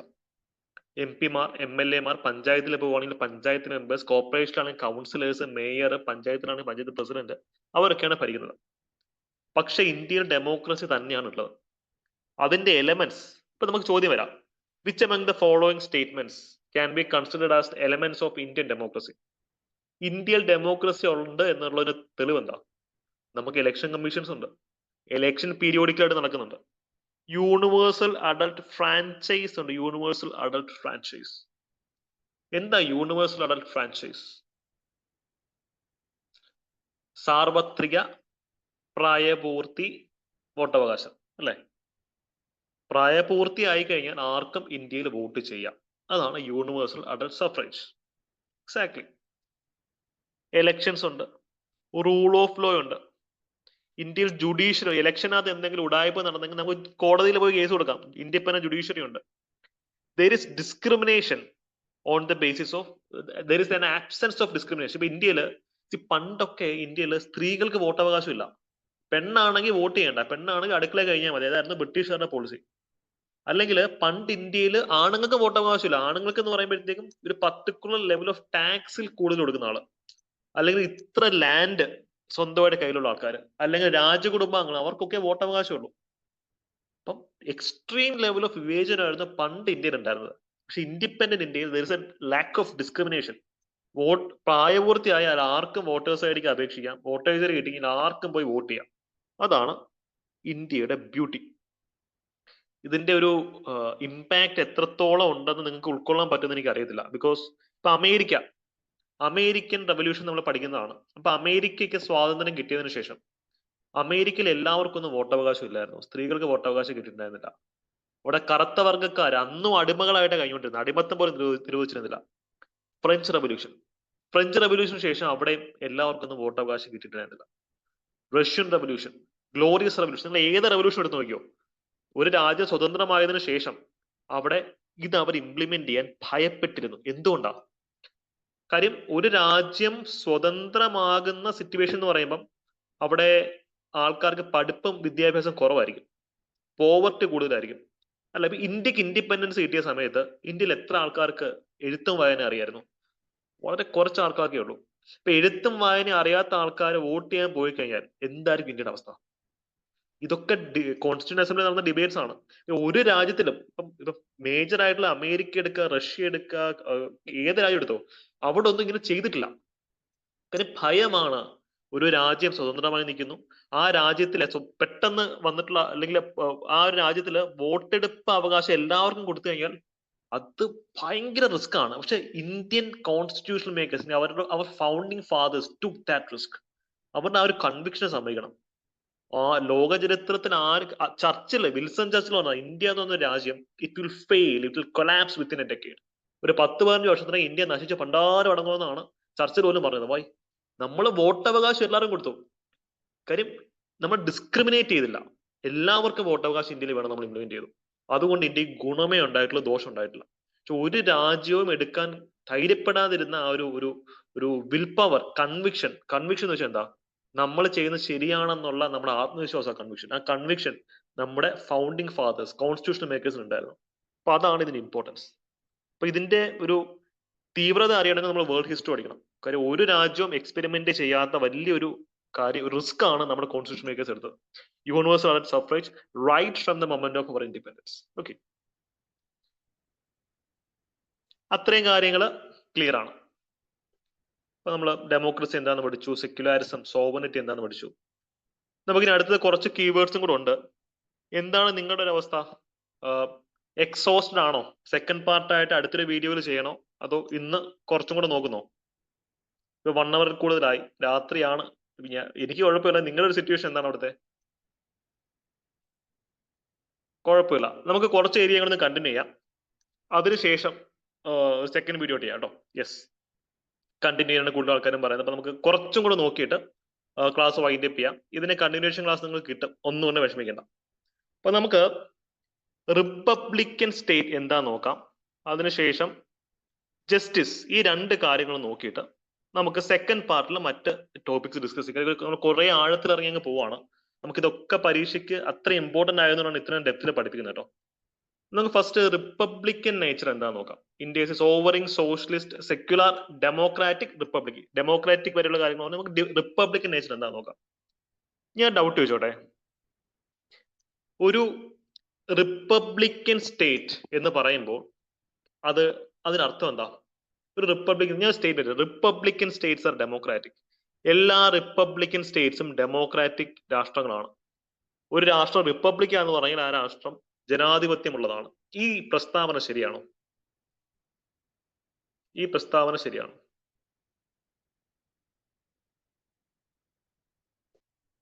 ലൈക്ക് റിപ്പബ്ലിക്കും ഡെമോക്രസിയും തമ്മിലുള്ള വ്യത്യാസം എന്താണ്? What is difference? Good Lohit, very good. ചൈനയുടെ എക്സാമ്പിൾ പറഞ്ഞു. യെസ്, ഞാനൊരു എക്സാമ്പിൾ പറഞ്ഞുതരാം. യെസ്, അതില്ല, ഗുഡ്. ഇവിടുത്തെ കേസ് എന്താണെന്ന് വെച്ച് കഴിഞ്ഞാൽ, ഏൻഷ്യന്റ് ഇന്ത്യ, പ്രാചീന ഭാരതത്തിന്റെ ചരിത്രം നിങ്ങൾ പഠിക്കണം. അവിടെ ജനപഥാസ് എന്ന് പറയുന്ന പല പല രാജ്യങ്ങളുടെ കൂട്ടായ്മ ഉണ്ടായിരുന്നു. മഹാജനപഥ എന്ന് പറയും, ജനപഥാസ്. അതൊക്കെ പലതും റിപ്പബ്ലിക്കൻ സ്റ്റേറ്റ്സ് ആയിരുന്നു. ബുദ്ധൻ ഒരു രാജകുടുംബാംഗമെന്ന് നിങ്ങൾക്കറിയാം, ജൈനൻ രാജകുടുംബാംഗമെന്ന് നിങ്ങൾക്കറിയാം. ബുദ്ധനും ജൈനനും ഒക്കെ ജനിച്ച രാജ്യം എന്ന് പറയുന്നത് റിപ്പബ്ലിക്കൻ രാഷ്ട്രങ്ങളാണ്. പക്ഷെ അതൊക്കെ ഡെമോക്രാറ്റിക് രാഷ്ട്രങ്ങളായിരുന്നു? അല്ല. റിപ്പബ്ലിക്കൻ സ്റ്റേറ്റ് എന്ന് പറയുമ്പം അതിനൊറ്റ അർത്ഥമേ ഉള്ളൂ, ഹെഡ് ഓഫ് ദി സ്റ്റേറ്റ്, രാഷ്ട്രത്തിന്റെ തലവൻ തിരഞ്ഞെടുക്കപ്പെട്ട വ്യക്തിയാണ്, എലക്റ്റഡ് വ്യക്തിയാണ്. എലക്ഷൻ എന്ന് പറയുമ്പോഴത്തേക്കും അവിടെ എല്ലാ ജനങ്ങൾക്കും വോട്ട് ചെയ്യാനുള്ള അവകാശം ഉണ്ടെങ്കിൽ അത് ഡെമോക്രസി ആവുള്ളൂ. അതിന്റെ ഒരു കോമഡി നിങ്ങൾക്ക് മനസ്സിലായോ? ബുദ്ധൻ ജനിച്ച ജനപദത്തിന്റെ രീതി എന്ന് വെച്ച് കഴിഞ്ഞാൽ വില്ലേജ് കൗൺസിൽസ് അല്ലെങ്കിൽ സഭാ സമിതീസ് എന്നൊക്കെ പറയും. സമൂഹത്തിലെ ഏറ്റവും കാശുള്ള ആൾക്കാരും ഏറ്റവും പവർഫുൾ ആയിട്ടുള്ള ആൾക്കാരും അവർക്കാണ് അവിടെ വോട്ട് ചെയ്യാൻ അവകാശം, അവർക്ക് രാജാവിനെ തിരഞ്ഞെടുക്കാം. ഏൻഷ്യൻ ഗ്രീസ്, അതും റിപ്പബ്ലിക്കൻ സ്റ്റേറ്റ്സ് പലതവണ ഉണ്ടായിരുന്നു, ഏൻഷ്യൻ ഗ്രീസിലും ഏഥൻസിലും ഒക്കെ. അവിടെ എന്ന് വെച്ച് കഴിഞ്ഞാൽ ഹെഡ് ഓഫ് ദി സ്റ്റേറ്റിനെ കുറച്ച് ആൾക്കാർ ചേർന്ന് തിരഞ്ഞെടുക്കും. അതാണ് റിപ്പബ്ലിക് എന്ന് പറയുന്നത്. അതിനർത്ഥം ജനാധിപത്യം വേണമെന്ന് ഒരു നിർബന്ധമില്ല. സെറ്റാണോ? ഇപ്പം ഒരു രാജ്യത്തിന് 100 കോടി പേരുണ്ട്, പക്ഷെ അത് 1 ലക്ഷം ആൾക്കാർക്ക് മാത്രമേ വോട്ടവകാശം ഉള്ളെങ്കിൽ അത് റിപ്പബ്ലിക്കൻ സ്റ്റേറ്റ് ആണ്. പക്ഷെ ഡെമോക്രാറ്റിക് സ്റ്റേറ്റ് എന്ന് പറയാൻ പറ്റൂ? ഇല്ല. മറ്റൊരു എക്സാമ്പിൾ ആണ്. അപ്പം അത് ക്ലിയർ ആണ്. മറ്റൊരു ക്വസ്റ്റ്യൻ, ഡെമോക്രാറ്റിക് സ്റ്റേറ്റ്സ് എല്ലാം റിപ്പബ്ലിക്കൻ സ്റ്റേറ്റ്സ് ആണോ? ഇന്ത്യ ഡെമോക്രാറ്റിക് സ്റ്റേറ്റ് ആണ്, അപ്പൊ ഇന്ത്യ റിപ്പബ്ലിക്കനുമാണ്. പക്ഷെ എല്ലാ ഡെമോക്രാറ്റിക് സ്റ്റേറ്റുകളും റിപ്പബ്ലിക്കൻ സ്റ്റേറ്റ്സ് ആണോ? ആണോ? സാറിന് പാതരാത്രി പിടിച്ചിരുത്തി വട്ട് ചോദ്യങ്ങൾ ചോദിക്കുന്ന പറയില്ല. യെസ്, അത് നിങ്ങൾ തലയൊന്ന് യൂസ് ചെയ്യാം. അല്ല, exactly, it's no. Because Britain എന്ന് പറയുന്ന രാജ്യം ഒരു ഡെമോക്രാറ്റിക് സ്റ്റേറ്റ്, ആർക്കും തർക്കമില്ലല്ലോ, ജനാധിപത്യമോടുണ്ട്. പക്ഷെ ബ്രിട്ടന്റെ തലവൻ ആരാ? ഇറ്റ്സ് ദ ക്രൗൺ, രാജാവോ രാജ്ഞോ, ഹിസ് മജസ്റ്റി, ഹെർ മജസ്റ്റി, മൊണാർക്കാണ്. എക്സാക്ട്ലി, മൊണാർക്കാണ്. ഈ രാജാവിനെ എലക്ട് ചെയ്യുന്നതാണോ? അല്ല, അവര് തലമുറകളായിട്ട് രാജാവാണ്, അതുകൊണ്ട് രാജാവായതാണ്. മനസ്സിലായല്ലോ? അതിന്റെ ഒരു കോമഡി മനസ്സിലായല്ലോ? അപ്പൊ എല്ലാ റിപ്പബ്ലിക്കൻ സ്റ്റേറ്റുകളും ഡെമോക്രാറ്റിക്കും അല്ല, എല്ലാ ഡെമോക്രാറ്റിക് സ്റ്റേറ്റുകളും റിപ്പബ്ലിക്കനും അല്ല. അത് അങ്ങനെ തന്നെ പഠിച്ചു വെക്കാം. പക്ഷെ ഇന്ത്യ എന്താണ്? റിപ്പബ്ലിക്കും ആണ് ഡെമോക്രാറ്റിക്കും ആണ്. അടിപൊളി. ലോഹിത് ഒരു തഗ് കമന്റ് അടിച്ചിട്ടുണ്ട്. Democratic republic of Korea. North കൊറിയയെ അവർ സ്വയം വിളിക്കുന്നത് ഡെമോക്രാറ്റിക് റിപ്പബ്ലിക് എന്നൊക്കെയാണ്. പക്ഷെ അവിടെ ഡെമോക്രസി ഇല്ല, റിപ്പബ്ലിക്കും ഇല്ല. ഒരു ചെല്ലപ്പേര് അവർ സ്വയം ഇട്ട് അങ്ങനെ പ്രഖ്യാപിച്ചിരിക്കുകയാണ് അവര് ഡെമോക്രാറ്റിക് റിപ്പബ്ലിക് ആണെന്നുള്ളത്. യെസ്, അത് ചില രാജ്യങ്ങൾ അവരുടെ പേരിനെ കൂടുതൽ ചേർക്കും. എന്തിനാ? പുറത്തു നോക്കുമ്പോൾ ഡെമോക്രസി ഈ പറഞ്ഞ പോലെ റിപ്പബ്ലിക്കിനിസവും ലിബർട്ടിയും ഫ്രട്ടേണിറ്റിയും കൊണ്ട് തോന്നണം, ഒരു തെറ്റിദ്ധാരണ ഉണ്ടാക്കണം. അതിനു വേണ്ടി ചെയ്യുന്നതാണ്. കണ്ട ഡീസെന്റ് ആണെന്നൊരു തെറ്റിദ്ധാരണ ഉണ്ടാക്കണം. അതാണ് നോർത്ത് കൊറിയയുടെ സ്ട്രാറ്റജി. Yes, perfect. അപ്പൊ നമുക്ക് റിപ്പബ്ലിക് സ്റ്റേറ്റ് എന്താണെന്ന് കണ്ടോ. Democratic polity can be classified into monarchy and republic. Democratic state എന്ന് പറയുമ്പോഴത്തേക്കും അത് മൊണാർക്കി ആവാം, റിപ്പബ്ലിക്കൻ ആവാം. ഇതൊരു റാങ്ക് മേക്കിംഗ് സ്റ്റേറ്റ്മെന്റ് ആണ്. എല്ലാവരുടെ വിചാരം ഡെമോക്രസി എന്ന് പറയുമ്പം അവിടെ രാജാവ് കാണത്തില്ലെന്നാ. പക്ഷേ A democratic state can also be A monarchial state. Best example ആണ് സ്കാൻഡിനേവിയൻ കൺട്രീസ് ഉണ്ട്, ബ്രിട്ടൻ ഉണ്ട്. ബ്രിട്ടൻ ഡെമോക്രസി ആണ്, പക്ഷെ മൊണാർക്കിയലുമാണ്. കോൺസ്റ്റിറ്റ്യൂഷണൽ മൊണാർക്കി എന്ന് പറയും. ഭരണഘടന അടിസ്ഥാനമാക്കിയിട്ടുള്ള മൊണാർക്കിയാണ് അവിടെ. അപ്പൊ ഇതിന്റെ ഡിഫറൻസ് നമ്മൾ കൃത്യമായി പറയും. ബ്രിട്ടനിൽ head of the state monarchy ആയതുകൊണ്ട് കിങ്ങോ ക്യൂനോ ആവാം. അത് ഹെറിഡിറ്ററി പൊസിഷനാണ്. തലമുറകളായിട്ട് ആൾക്ക് എന്ത് ക്വാളിറ്റി ഉണ്ടെങ്കിലും ഇല്ലെങ്കിലും അയാളെ രാജാവാവും. ഒരു സെറ്റപ്പ് അങ്ങനെയാണ്. പക്ഷെ ഇന്ത്യയിൽ അങ്ങനെയാണോ? അല്ല. അമേരിക്കയിൽ എങ്ങനെയാണ്? അമേരിക്ക ഇന്ത്യയെ പോലെയാ. ഡെമോക്രാറ്റിക്കും ആണ്, റിപ്പബ്ലിക്കനും ആണ്. ബിക്കോസ് പ്രസിഡന്റ് ആണ് head of the state. Head of the state is elected അല്ലെ? ഇപ്പൊ അമേരിക്കൻ ഇലക്ഷൻസ് കഴിഞ്ഞിട്ടിരിക്കുകയാണ്. അപ്പോ റിപ്പബ്ലിക്കൻ സ്റ്റേറ്റ് എന്ന് പറയുന്നതിന് രണ്ട് പ്രധാനപ്പെട്ട അർത്ഥമുണ്ട്. ഒന്നാമത്തെ അർത്ഥം എന്താണ്? പരമാധികാരം എന്ന് പറയുന്നത് രാജാവിന്റെ കയ്യിലല്ല, ജനങ്ങളുടെ കയ്യിലാണ്. രണ്ടാമത്തെ അർത്ഥം എന്താണ്? Absence of special privileged class. ഇവിടെ പബ്ലിക് ഓഫീസേഴ്സ്, പ്രസിഡന്റ് ആവാനും പ്രൈം മിനിസ്റ്റർ ആവാനും ഒക്കെ എല്ലാവർക്കും മത്സരിക്കാം. ആർക്കും ഇങ്ങനെ റിസർവ് ചെയ്ത് വെച്ചിട്ടില്ല. അപ്പൊ പണ്ട് സ്റ്റാറ്റ്യൂട്ടറി സിവിൽ സർവീസസ്, ഏത് വൈസ്രോയാ സ്റ്റാറ്റ്യൂട്ടറി സിവിൽ സർവീസ് കൊണ്ടുവന്നത്? ഇന്ത്യയുടെ ഏറ്റവും നെറുകെട്ട viceroy Lord Lytton civil service പോലൊരു വളരെ ഇമ്പോർട്ടന്റ് ഒരു പബ്ലിക് ഓഫീസ് രാജകുടുംബാംഗങ്ങൾക്കും അല്ലെങ്കിൽ ബ്രിട്ടീഷുകാരുടെ അടുത്ത് ലോയലായിട്ട് നിൽക്കുന്ന ആൾക്കാർക്ക് റിസർവ് ചെയ്തു. അത് ഡിസ്ക്രിമിനേഷനാണ്. അതാണ് സ്റ്റാറ്റ്യൂട്ടറി സിവിൽ സർവീസ് എന്ന് പറയുന്നത്. അന്ന് സിവിൽ സർവന്റ് ആവണമെങ്കിൽ ഏതെങ്കിലും രാജകുടുംബത്തിൽ ജനിച്ചാൽ മതി, അവനെ പിടിച്ച് ട്രെയിനിങ് കൊടുത്തോളൂ. അവര് സിവിൽ സർവന്റ് ആവാനായിട്ട് IAS കൊടുത്തോളൂ. അന്ന് IAS അല്ല, CS ആണ്, ഇന്ത്യൻ സിവിൽ സർവീസസ്. പക്ഷെ ഇന്ന് നടക്കുമോ? അത് നടക്കത്തില്ല. ഇന്ത്യയില് there shall be no discrimination to the appointment of a public office. അല്ലെ? പ്രസിഡന്റ് ആവണമെങ്കിലും പ്രൈം മിനിസ്റ്റർ ആവണമെങ്കിലും IAS ആവണമെങ്കിലും IPS ആവണമെങ്കിലും അതിന്റെ ഒരു ക്വാളിറ്റി വേണം. അതനുസരിച്ച് മാത്രമേ ചെയ്യാൻ പറ്റുള്ളൂ. ആർബിട്രറി ഡിസ്ക്രിമിനേഷൻ അവിടെ പറ്റത്തില്ല. ഓക്കെ, അപ്പോൾ നമ്മൾ ലാസ്റ്റ് ടോപ്പിക്കിലേക്ക് പോവാണ്. ജസ്റ്റിസും കൂടെ ഡിസ്കസ് ചെയ്തിട്ട് നമുക്ക് ഇന്നത്തെ ക്ലാസ് വൈൻഡ് അപ്പ് ചെയ്യാം. ഇതിന്റെ സെക്കൻഡ് പാർട്ട് നമുക്ക് എന്ത് ചെയ്യാം? നെക്സ്റ്റ് ഒരു ദിവസം എടുക്കാം. ജസ്റ്റിസ് സോഷ്യൽ ജസ്റ്റിസ് എന്നൊക്കെ പറയുന്ന ഏരിയ നമ്മുടെ ഗവർണൻസ്, കേരള ഗവർണൻസിന്റെ സിലബസിനകത്തൊക്കെ വരുന്നതാണ്. അപ്പം പ്രിയാമ്പിളുമായി ലിങ്ക് ചെയ്ത് അവിടുന്ന് ചോദ്യങ്ങൾ വരാനുള്ള സാധ്യത എക്സ്ട്രീംലി ഹൈ ആണ്. എന്താണ് ജസ്റ്റിസ് എന്ന് വെച്ചാൽ? What is mean by justice? നീതി.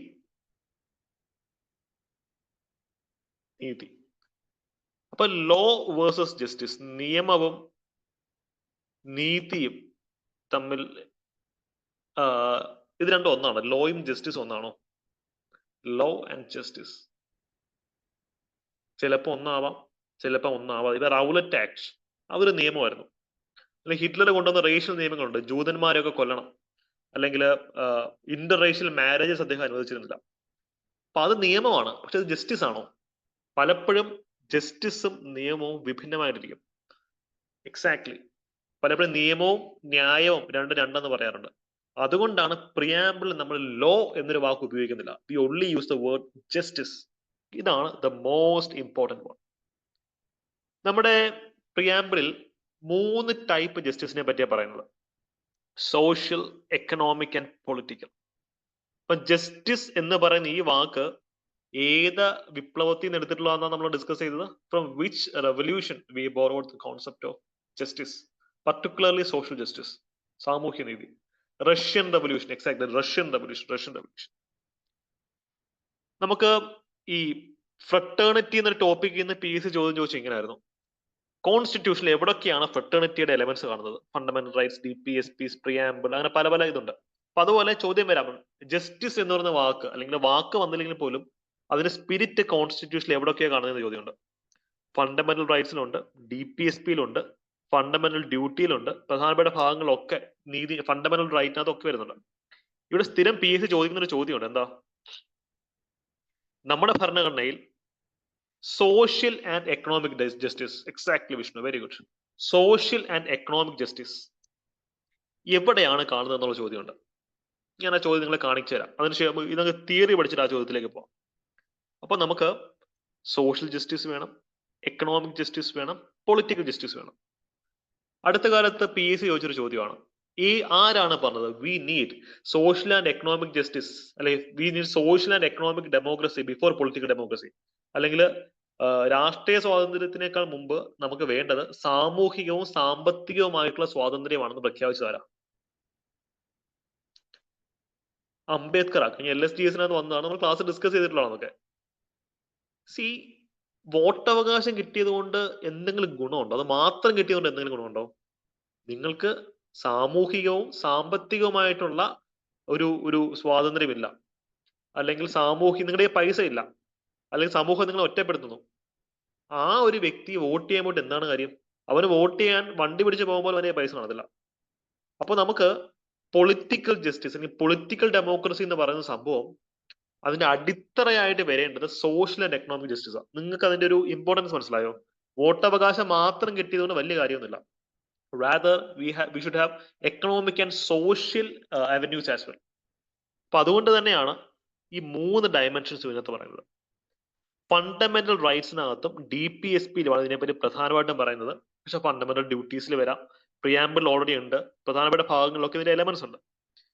ഇവിടെ equal treatment for all citizens without discrimination, അതായത് മതത്തിന്റെയോ ജാതിയുടെയോ വർണ്ണത്തിന്റെയോ റിലീജിയന്റെയോ ലിംഗത്തിന്റെയോ പേരിൽ ആരെയും വിവേചനം നടത്താൻ പാടില്ല എന്നാണ് ഇതിനകത്ത് പറയുന്നത്.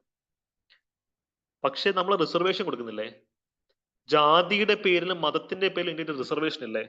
അപ്പൊ അത് ഇതിനെതിരാണോ? അല്ല, പോസിറ്റീവായിട്ട് നമുക്ക് ഡിസ്ക്രിമിനേറ്റ് ചെയ്യാം. ഞാൻ ഓൾറെഡി നമ്മൾ യൂട്യൂബിൽ ചെയ്ത വീഡിയോയിൽ ഇതൊക്കെ ഡിസ്കസ് ചെയ്തിട്ടുള്ളതാണ്. ഇന്ത്യയിൽ ക്ലാസ് ലെജിസ്ലേഷൻ അലൗഡ് അല്ല. പക്ഷേ ഒരു വൾണറബിൾ സെക്ഷൻ, ഒരു സെക്ഷൻ ഓഫ് ആൾക്കാർ ഭയങ്കര ബുദ്ധിമുട്ടുന്ന ആൾക്കാരുണ്ടെങ്കിൽ അവരെ പ്രൊമോട്ട് ചെയ്യാൻ വേണ്ടി, അതിനെ സപ്പോർട്ട് ചെയ്യാൻ വേണ്ടി നമുക്ക് എന്ത് ചെയ്യാം? നിയമങ്ങൾ നിർമ്മിക്കാം. ഒന്നും ഒരു കുഴപ്പമില്ല. അതാണ് ഞാൻ പറഞ്ഞ ജസ്റ്റിസിന്റെ സിഗ്നിഫിക്കൻസ്.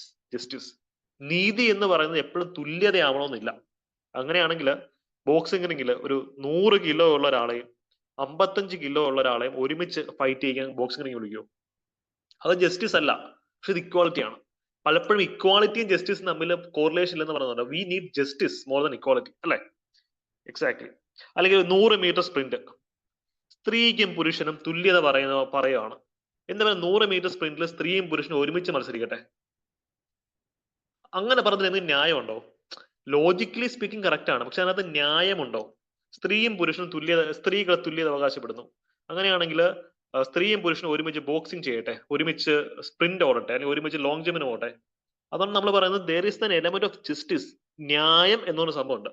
അപ്പോൾ ലോജിക്സും ഇതും തമ്മിൽ പലപ്പോഴും ബന്ധം കാണത്തില്ല. ഇവിടെയാണ് നമ്മൾ ഫോക്കസ് ചെയ്യേണ്ടത്, ന്യായത്തിനകത്താണ് ഫോക്കസ് ചെയ്യേണ്ടത്. അതുകൊണ്ട് തന്നെ ബാക്ക്വേർഡ് ക്ലാസസിന് റിസർവേഷൻ കൊടുക്കാം എന്ന് കോൺസ്റ്റിറ്റ്യൂഷനകത്ത് പ്രൊവിഷൻസ് ഉണ്ട്. ജസ്റ്റിസിന്റെ കാര്യത്തിൽ നമുക്ക് അത്രയാണ് പറയേണ്ടത്.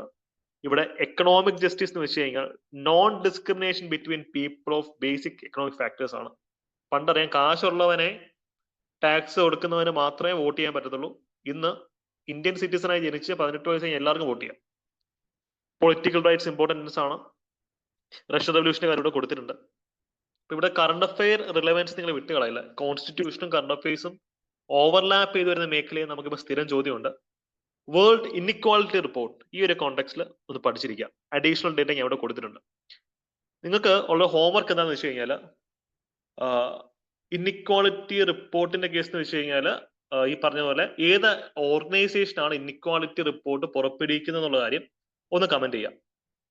ഇപ്പം വളരെ റീസെന്റ് ആയിട്ട് വേൾഡ് ഇൻഇക്വാളിറ്റി ലാബ് എന്ന് പറയുന്ന ഒരു ഓർഗനൈസേഷൻ മാർച്ച് 24-ന് പുതിയ റിപ്പോർട്ട് പുറത്തിറക്കിയിട്ടുണ്ട്. പക്ഷേ വേൾഡ് ഇൻഇക്വാളിറ്റി റിപ്പോർട്ട് ഇതേ ഓർഗനൈസേഷൻ തന്നെയാണോ പുറത്തിറക്കുന്നത്, അതോ മറ്റേതെങ്കിലും ഓർഗനൈസേഷൻ ആണോ എന്നുള്ളൊരു കാര്യം കമന്റ് സെക്ഷനിൽ പറയാം. അപ്പം കറണ്ട് അഫയേഴ്സ് ഓവർലാപ്പ് ചെയ്ത് വരുന്ന സെക്ഷൻസ് വളരെ കൃത്യമായിട്ട് തന്നെ പഠിച്ചു പോകട്ടോ. ഓക്കെ. ഇനി അടുത്ത ക്ലാസ്സിൽ നമ്മൾ നോക്കാൻ പോകുന്നത് ലിബർട്ടി, ഇക്വാളിറ്റി, ഫ്രട്ടേണിറ്റി ആണ്. പിന്നെ ഇവിടുന്ന് വന്നിട്ടുള്ള UPSC ചോദ്യങ്ങൾ നമുക്കൊന്ന് ഡിസ്കസ് ചെയ്തിട്ട് പോവാം. സെറ്റാണോ? ഇന്ന് ഡിസ്കസ് ചെയ്തിട്ടുള്ള ഇത്രയും ടോപ്പിക് സെറ്റാണോ? കുറച്ച് ഡീപ്പായിട്ട് പോയിട്ടുണ്ട്. ഫോളോ ചെയ്യാൻ പറ്റുന്നുണ്ടോ എല്ലാവർക്കും? യെസ്, ഫോളോ ചെയ്യാൻ പറ്റുന്നുണ്ടോ? പെർഫെക്റ്റ്. ഓക്കെ. Any doubts? നമ്മൾ ഇത്രയും ഡിസ്കസ് ചെയ്ത ടോപ്പിക്സ് എന്തെങ്കിലും ഡൗട്ട്സ് ഉണ്ടോ എന്ന് ചോദിക്കാം. യൂട്യൂബ് വീഡിയോ കാണുന്ന ആൾക്കാർ നിങ്ങളുടെ ഒപ്പീനിയനും കമന്റ് സെക്ഷനിൽ പറയാം. അപ്പൊ ഇത്തരത്തിലുള്ള കൂടുതൽ ക്ലാസ്സുകൾ വേണമെങ്കിൽ നിങ്ങൾക്ക് ഇത് പറയാവുന്നതാണ്. കമന്റ് സെക്ഷനിലെ ടെലിഗ്രാം ചാനലിൽ ജോയിൻ ചെയ്ത് കഴിഞ്ഞാൽ ഇതിന്റെ ഫുൾ നോട്ട്സ് നിങ്ങൾക്ക് അവിടെ കിട്ടും. പെർഫെക്റ്റ് അല്ലേ? ഞാൻ റെക്കോർഡിങ്സ് ഓഫ് ചെയ്യാം. Okay, thank you.